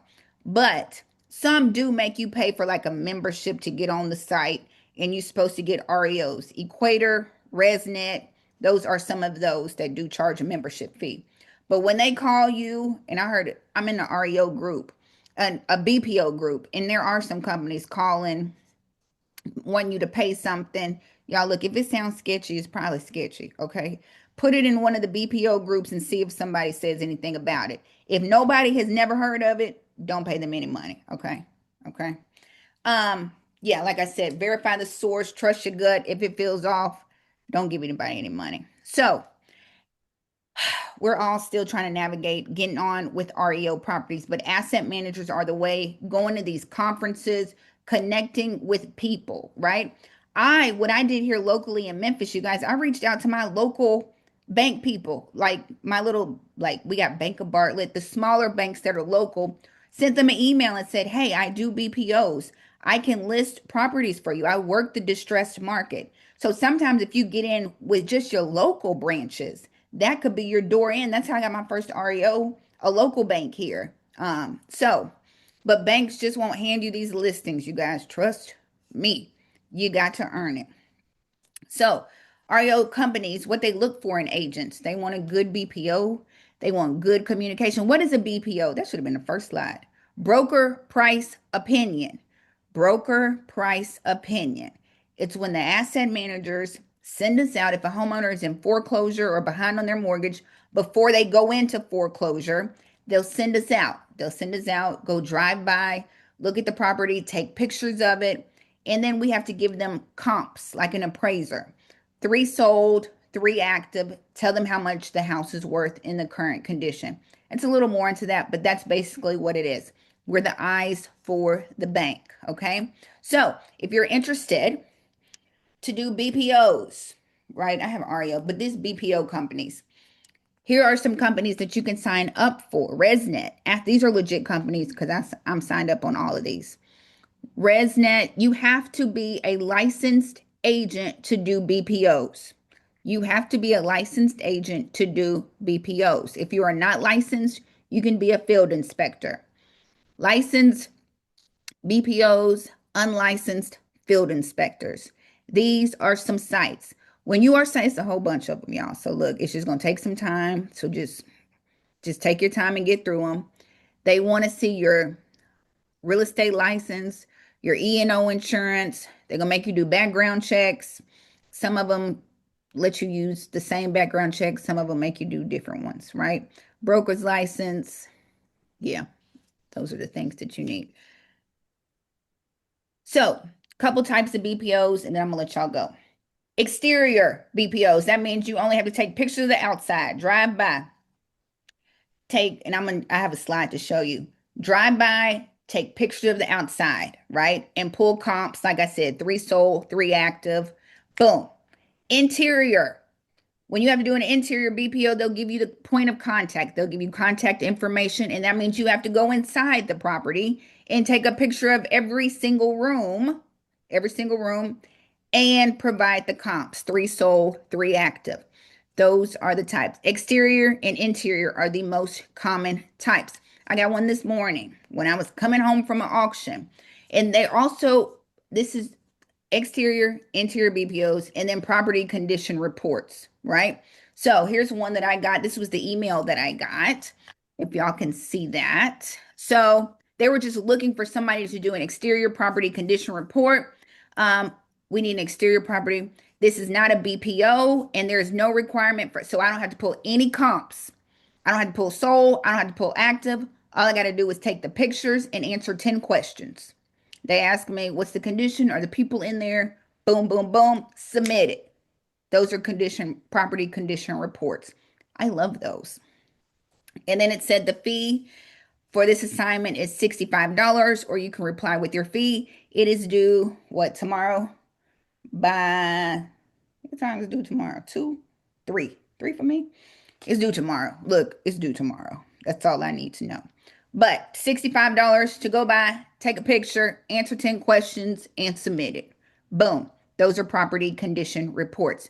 Usually, BPOs, it depends. If you like Kia and she has her whole area on lock, she can charge what she want to charge. The people down here at the bottom of the totem pole, me, I'm talking about me.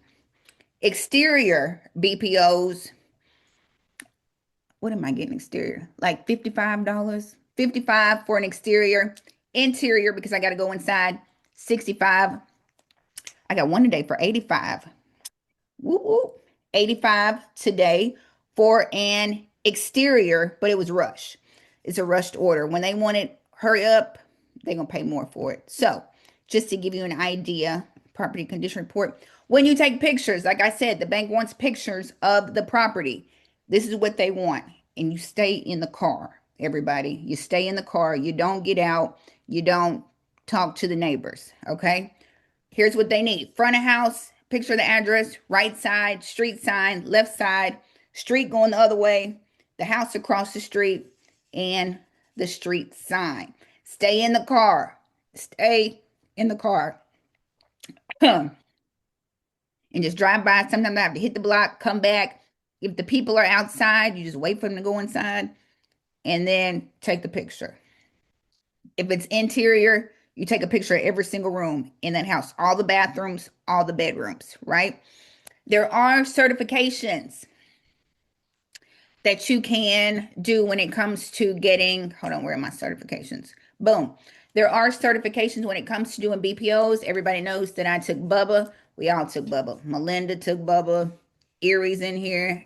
Other people. Kia's in here. We all went through Bubba's class. Um, but there's other ones you can go through. Default Pro. You can join National REO Brokers. It just depends. And a lot of people like Guardian Asset Manager, they want to see that you went through Bubba's class. So, Bubba has a 3-day class. You got to be live. You have to turn on your cameras. So, those are some ways to get involved in BPO, doing BPOs. And it's another good stream of income. I'm not going to put Kia on the spot because I put her on the spot every class and ask how many she has done. I know she's at about 100 and, I don't know, 50 and $8,000 for the month. I think that's where she is right now. Kia, am I close to where you at? Yeah.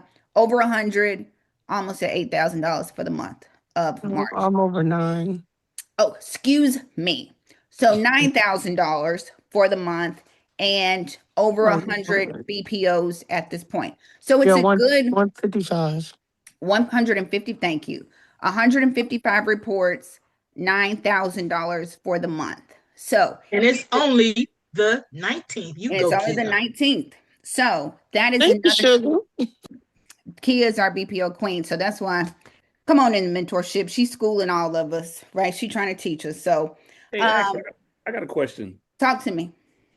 So I've been hearing over the years you had to be a broker, but you're saying you can be a default analyst?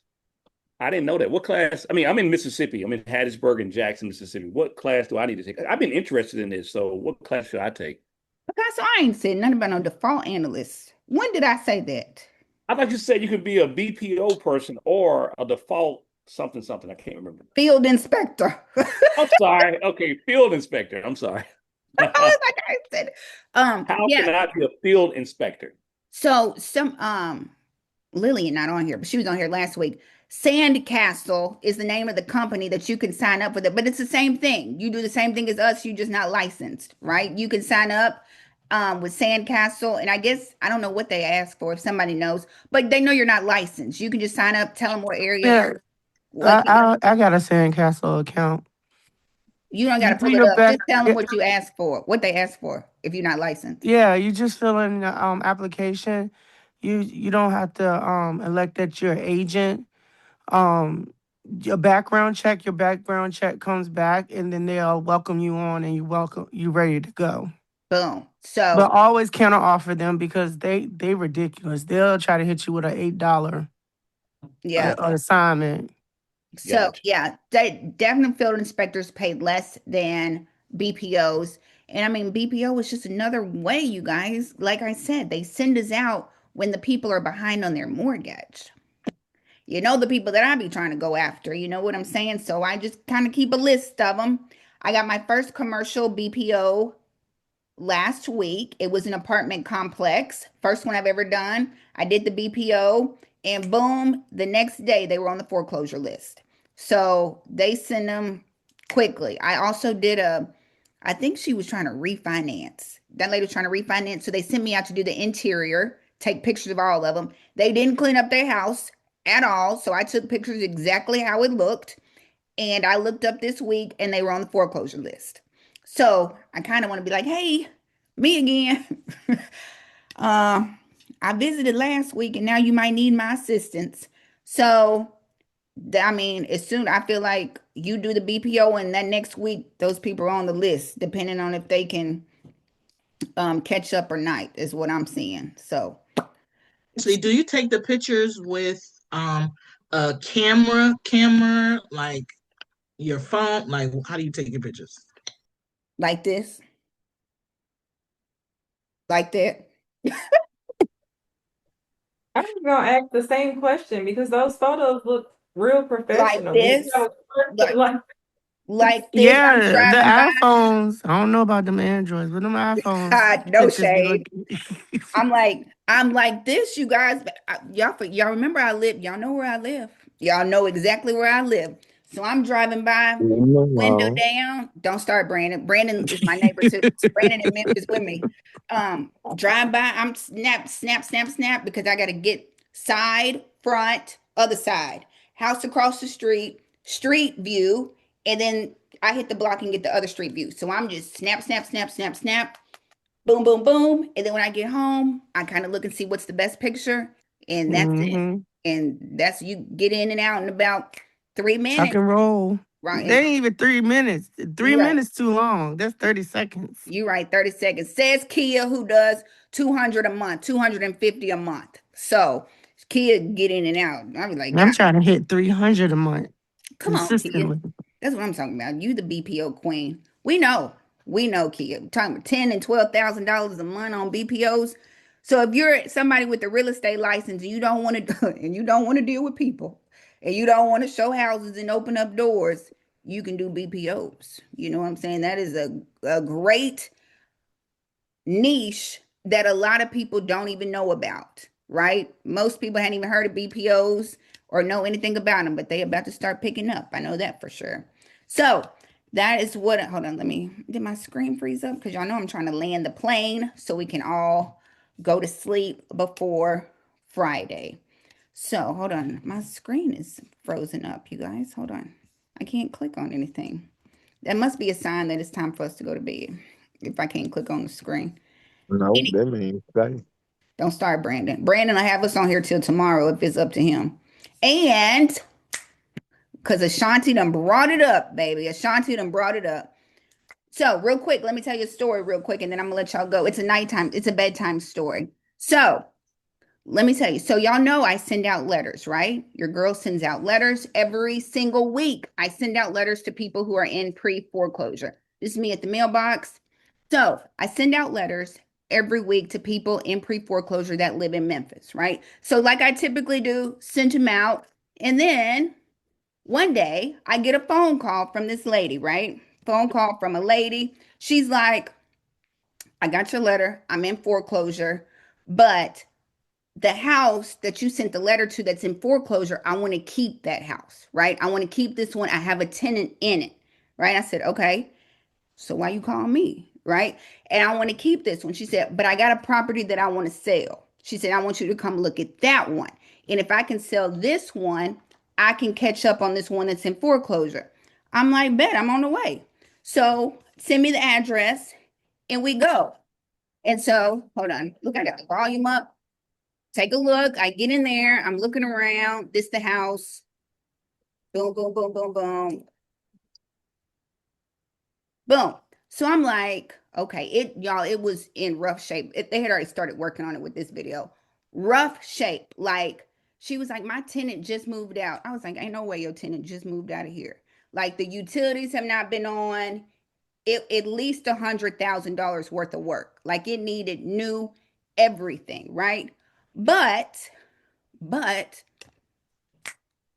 it was a triplex. It was a triplex in the middle of Midtown here in Memphis, right? And she was like, I want 290 for it. Never gonna get it, never gonna get it. You weren't gonna get 290 for me because you need $100,000 worth of work. So your girl locked it up for $195,000. And I sold it to my client and they turned it into a beautiful Airbnb that's a triplex. And they booked and busy every single month. They bought it. I think I made like 11 to $12,000 off that deal.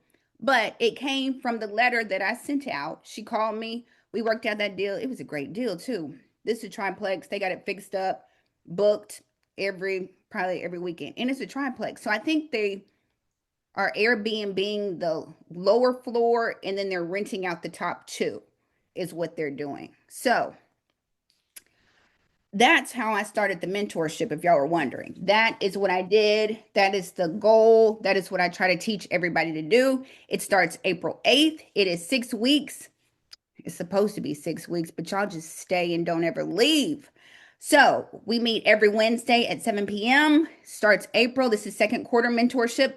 And if you know, you know, once you're in for your entire life, until my entire life, I guess. So if you join for second quarter, you're in for third and fourth quarter in 2027.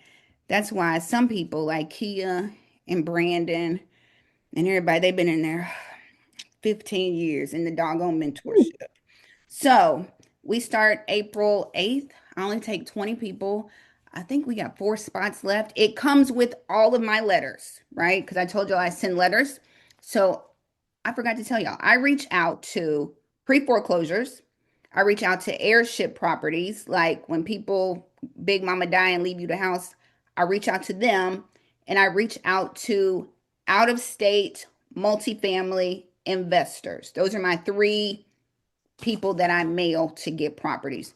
Y'all can mail whoever you want to. So I made letters for all of them: foreclosures, probate, and vacant home, abandoned homes. So that comes with it. It comes with the course that teaches you how to market. It's 6 weeks and it's lifetime access.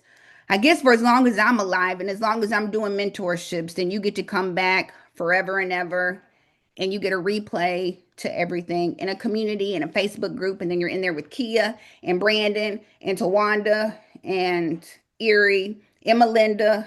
I was trying to see who in here, but I can't see who all in here. So if you're in the mentorship, you can put in the chat me or fire, or I'll see you in April. You can do that. And use code March. You get a little discount because I'm always good for a coupon code, I tell you. Use code March. And we added a BPO session, you guys. So mentorship starts from 7:30 until, but now we're starting at 7 o'clock. From 7 to 7:30, we do BPOs. That is what we talk about, how we scale our help that helps us, companies to sign up for, revisions. We talk about all of it because we all trying to make 10,000 like Kia. That's what we're trying to do. So that is from 7 to 7:30, and then 7:30 and beyond, it's mentorship. So, and we talk how to reach out, how to find people in foreclosure, how to make offers, all that kind of stuff. And you got a good community of investors everywhere in the country, right? And then you get to come forever. So if you sign up for second quarter, you get to come back for third quarter mentorship, fourth quarter mentorship, and beyond. So, and you get a course. So as soon as you sign up, I'm sending you a course to go through. Like you're gonna get started as soon as you sign up. So I'm gonna take your questions. Where can you find me? You can find me on Instagram, Your Agent Ashley. Go add me. I'm on YouTube, Your Agent Ashley. Go subscribe. And if you need to email me, I am Your Agent Ashley on Gmail. Okay, I am done. I see your hands. Okay, now, Olu, okay, Olu, and then I'm gonna get Ashanti. I'll drop the links in the chat. Talk to me, Olu. If y'all gotta go to bed, go to bed. I love you all. I will send out the replays tomorrow. And if you don't get the replay, email me, but I'll send it out tomorrow. So talk to me, Olu. Talk to me. Yes, you just partly answered my question, one of my questions, the best way to reach you. Yeah, your agent Ashley at gmail.com. Email me, reach out to me. We have our last two master classes next week. Tuesday is a free one. I don't know what it is on Tuesday. Next Thursday, it is funding the deal is next Thursday. Funding the deal next Thursday at 7. Tuesday, it's another master class. And that will conclude all my March Madness in March. I have taught a master class, 2 master classes every week in March. So last 2 are next week. Okay, Olu, did you have another question for me? Yes. Okay, I just talk so much. You just be like, somebody just mute me. Just mute me. Go All ahead. right. So you said you go to the auction almost every time. What do you do there? Olu, you don't know what I do? You don't know that I'm your auction mama? that I know. says going once. I'm the one who conducts the auction. I'm the one who stands there and announces the property. And I'm the one that says 25, 35, 45. But I'm lying. I don't say all that. But I am that person. And then when you win the auction, you give me your money. I'm the one that says going once, going twice, sold. That is me, your auction mama. That is who I am. That is So, me. I'm just go uh, ahead. Go all right. ahead. So, can you help someone to like get a property through the auction? So let me think about that answer. So I can't help you bid while you're standing there with me. But if you're somewhere, I've helped my friends bid on properties, right? If they're sitting there online and they're like, Ashley, when do I click? How much do I bid? I'll coach you through that a little bit. If you ever want to bid, just a little quick advice. If you're online bidding, don't sit there because usually it's like 24 hours or a 3 day period.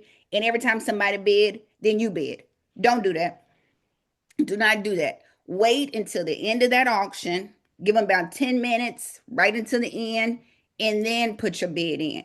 Because you're going Mm. to be going back and forth. They're going to realize that you sitting there watching. What you want is people to walk away, and then you come in the last 5 minutes and swoop in and get that house. Don't sit Okay. there with your blood pressure high Mhm. bidding. Okay. Okay. So that's the strategy I give most people. Okay. So, can you help me to Yes, do? Olu, I'll help you. You just let me email me. Okay. Email me. Yeah. And Okay. I'll do what I can. I can't bid. Okay. I always got my investors are like, Ashley, can you bid for me at the auction? How am I gonna bid and call the auction? Like, I'm like, plus $1 to me, going once, going twice, sold. To me, they could be like, no, ma'am, we filing a complaint right now. No, Well, ma'am. yeah, text us while you up there. What you say, Brandon? Text us while you up there. And then do what?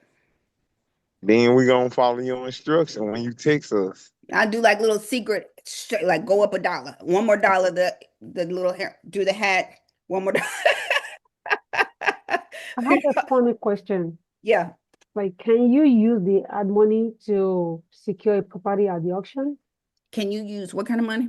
Hard money loan to secure a property at the auction. So it's all up to so hard money. Don't they want to see the deal and all that kind of stuff before you Oh, get yeah, hard yeah. money? You're So right. you You're right. there's no way. So I know a lot of people maybe they do like a HELOC or they do financing, like pull money, equity out of some place, or maybe they'll pull money together or 401k or something like that. But because with me, you have to have the money in full Yes. at the end, right? So hard money probably not gonna give you that money, without knowing what the Yeah. property Yeah. is. Now I understand. Yeah. Yes. Talk Thank to me. you. You're welcome. Ashanti, talk to me. Or you want To to email me? What you want to do? well, I call you real quick. To make a long story short, like I said, I own a restaurant, and with that, a little bit of history is that we are actually working on the fourth generation. Um, we've been in the same spot for over 40 plus years. Yeah. Ashanti, where So are you? Like, where are you in the country? I am in Florida. I'm in Central Florida, but I am in a town called Leesburg, Florida. Leesburg, Florida. Got you. Okay. Yes. And it's like I hear you say you can't lead with emotion, but it's like, I've seen 4 or 5 houses, it's just not one Yeah. of my everyday customers that I see that are in pre foreclosure. Some have auction dates, some don't have auction dates. Yeah. And I'm trying to figure out, like, I don't want to be like, is she the nosy woman that's going and finding something and just looking at people properties? You know, I I get it. and I what get it. Yeah, like, and that it's a very sensitive subject. Like sometimes I even hesitate to reach out to people that I know that are in foreclosure, and I'm the foreclosure queen, right? I'm like, yeah, but I'm still feel some kind of way about being like, hey, girl, you on the list. Like, it's still kind of that's a sensitive subject. So I'm always one, Cherie, stop. So I'm always wanting them to reach out to me, right? But yeah. Ashanti, you're right. You're right. Because you got friends, and you're right. Hold on. I said take the emotions out of it, right? But I get when you're dealing with your friends and all that kind of stuff. But still, let me say, I'm still standing on business on take the emotions out of it because I don't want you to guilty buy your friend's house. They in a headache, y'all finna do mortgage swap, then you in a tough place trying to help them out. So, Sean, okay, go ahead, Sean. I know you like Ash. I can't even get my question out. No, Go but ahead. and then and there's one of the properties specifically, it's so bad. It's my classmate. Like we used to sit next to each other. And apparently he built the same time, 'cause I built my house in 2003. He built his house in 2005. So unless he's done some other things, it's a lot of equity probably in that House. house because and it's only 2 streets over from my business. Okay. So what you thinking, Sean? Are you trying to figure out how to approach this? Right. That's what it is. How do I'm we I'm approach it? thinking about how to approach it. And like I said, his wife just came last week and got barbecue, and it's like is and I found it this week. I'm just trying to think about how to approach it, how to go Yeah. about it. So you're right. I got a suggestion. Go ahead, Cherie. And I hi, hear Ashley, for the that industry. sound like a JV deal to me. So, She in JV with you or somebody.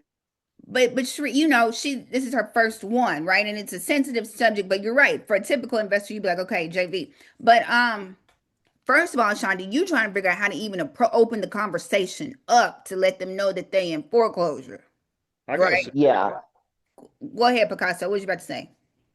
I'm thinking with all these foreclosures and people behind on their mortgages, I'm thinking short sale gonna be the way. Do your class have any do we have a short sale package also with it? Because he's not in foreclosure yet. It may be a chance for a short sale because you're solving a Hmm. problem. It may save his Hmm. credit. It may give him a chance to regroup himself because he missed a couple payments. But short sale, I'm thinking gonna be the new thing because But over the Ashanti is years, not an agent. Ashanti, you're not an agent, are you? No, I'm not. So I strictly cook barbecue. Ashanti said she made barbecue and that's it. But we're trying to become a barbecuing investor, is what we're trying to. Because okay, you're amongst your friends. This is a safe space. So are you trying to get your classmate's house and keep their property as an investment or flip it? Is that what you're trying? Is that the end game? I wouldn't flip it. I would hold it Okay, because I would hold it because in the neighborhood that it is a kind of up and coming neighborhood. There's also new homes going up on the other street. yeah, I looked at the comps in the area. It actually has its first 4 bedroom, okay, three okay. bath. So okay, look, us, we're in a little community that y'all didn't even know y'all were in. So Ashanti's question is, how do you approach your friend who is in foreclosure and ask and go about helping them and also getting the deal for yourself? Who going first on this? Who wanna look at Cherie? I'm gonna go first. I Okay, go make ahead, this Brandon. one Let easy. Brandon talk, baby. You Brandon is know, from Memphis with me. Brandon is go ahead, Brandon. I now from a regular conversation standpoint, I just like keep it smooth. We having regular conversation, and I be like, how life treating you, just being general, like with questions, what you looking to do, how everything been going, to see if they'll put it out there, you know. Okay. If you Okay. wanted to get closer, you can lean it towards like what's your next 5 year goals looking like, you know, what your credit looking like, you can get close to it. Be like, well, wait Uh, a minute. What you mean? What my credit looking like? I just came in here to get some barbecue from you, and now you asking me what's my credit score? But Well, I mean, in Brandon's defense, I actually got an invitation to their wedding about 5 years ago, so I might can't ask some questions because they gave me a wedding invitation.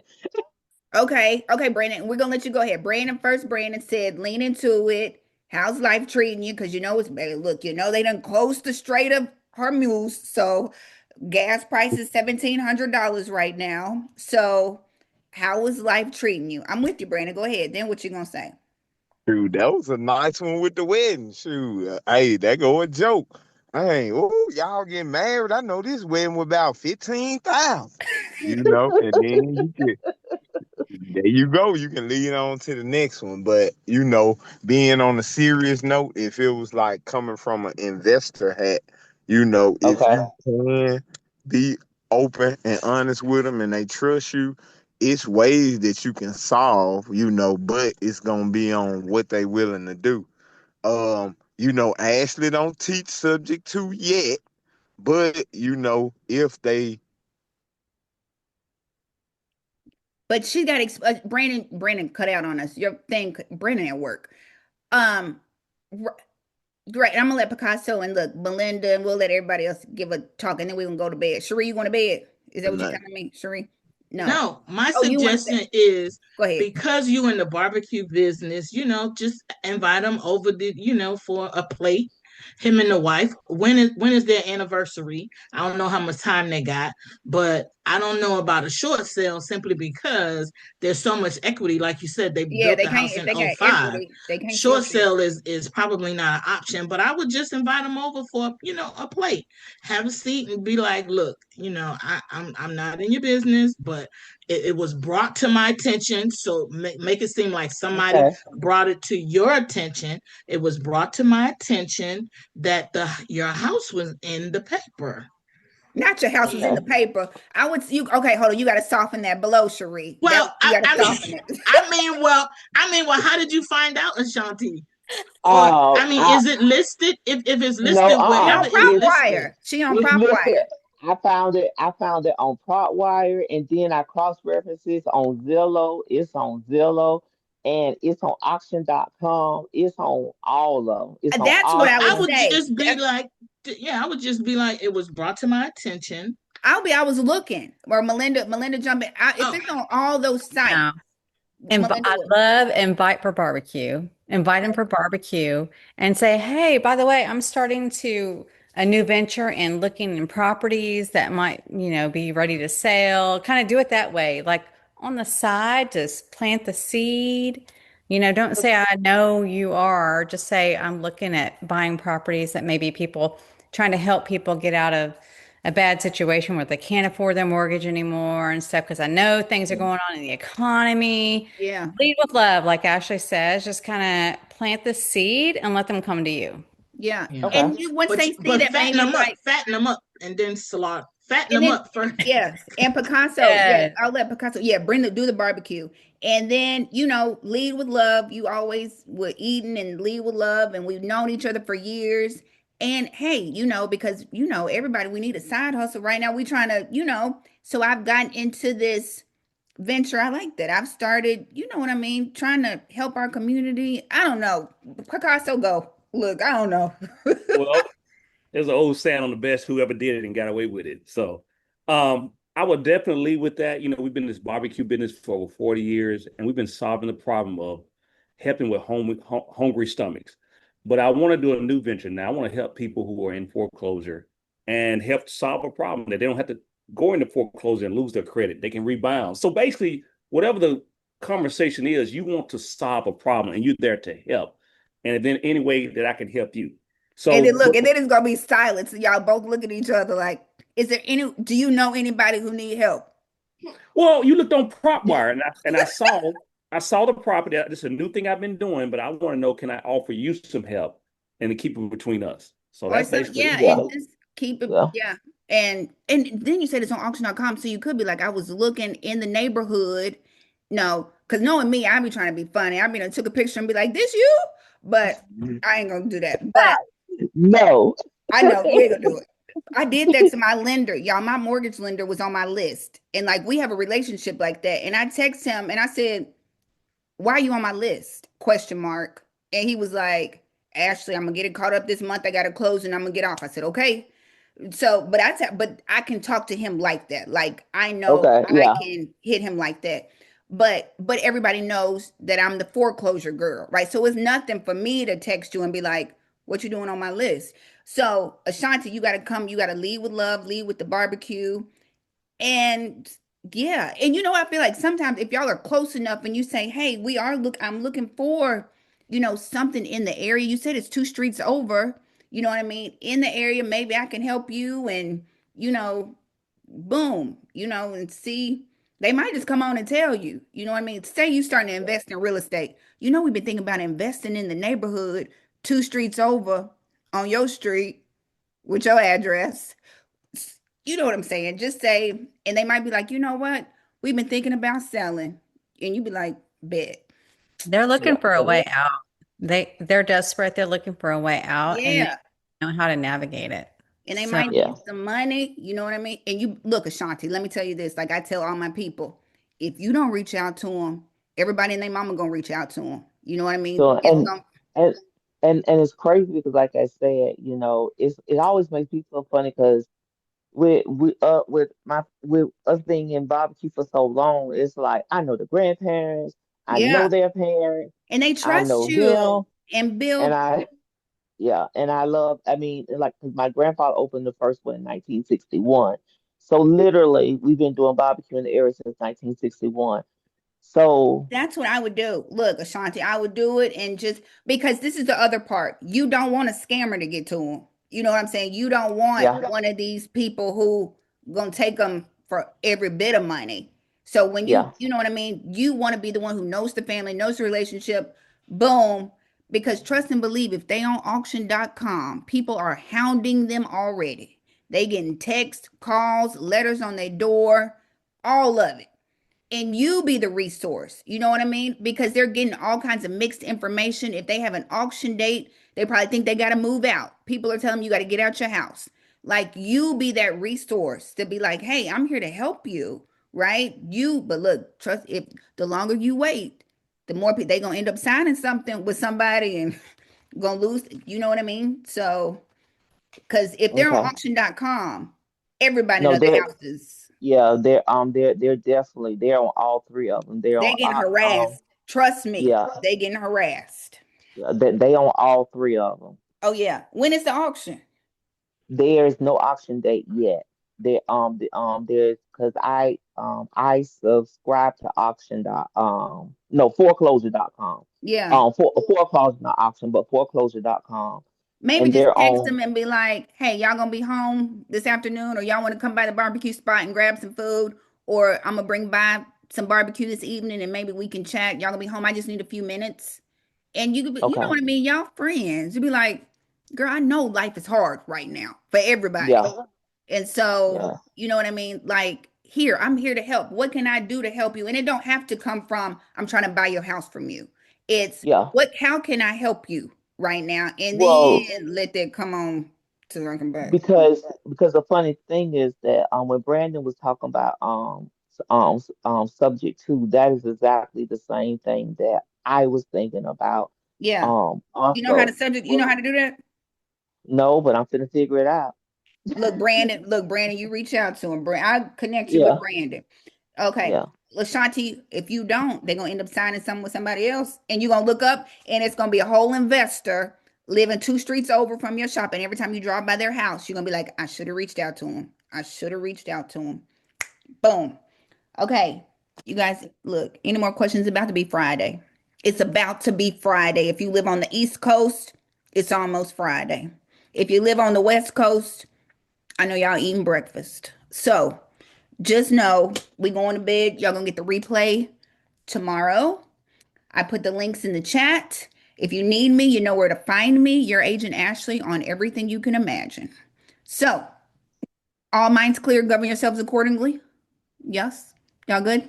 Everybody good? Happy? Boom. Okay, let's all go to Brandon. Don't say nothing, Brandon. Go back on mute, Brandon. Uh, Okay. Okay. Bye, you guys. Have a good night. Hopefully, by the next time we see you, the oil will be flowing again and gas prices will go down. Because if not, we all gonna be busy with foreclosures if it keep going the way it's going. Trust and me. BPO. We all gonna be busy. So govern yourselves accordingly. Stack some Amen. money. Because the opportunities will come. What you say, the harvest is ripe, but the workers are few. If they keep their oil stop flowing, if they stop the oil flowing, we gonna all be in trouble. Not all, but you know what I'm saying. Okay, that's it. I'm gonna stop talking. Okay. Good night. Hang up on three. One, two, three. Bye. Bye, you I know, guys. I know. Brandon, just come to class. Brandon, just come to class. Come to I'm class. back, man. Okay, good. We'll see you in April then. Hey, Brandon. I have the same idea for the subject too. Do, do, do, do, do. Can I get your info from Ashley? And Yep, not Yeah, Ashley. I'm yeah. I'll giving give you the it to you. wrong name. I'm tired. Okay. Yep, I got you. Ash, she gonna link it up. Yeah, that's Yeah, cool. I got everybody Okay. information. Okay. Okay. Sweet dreams.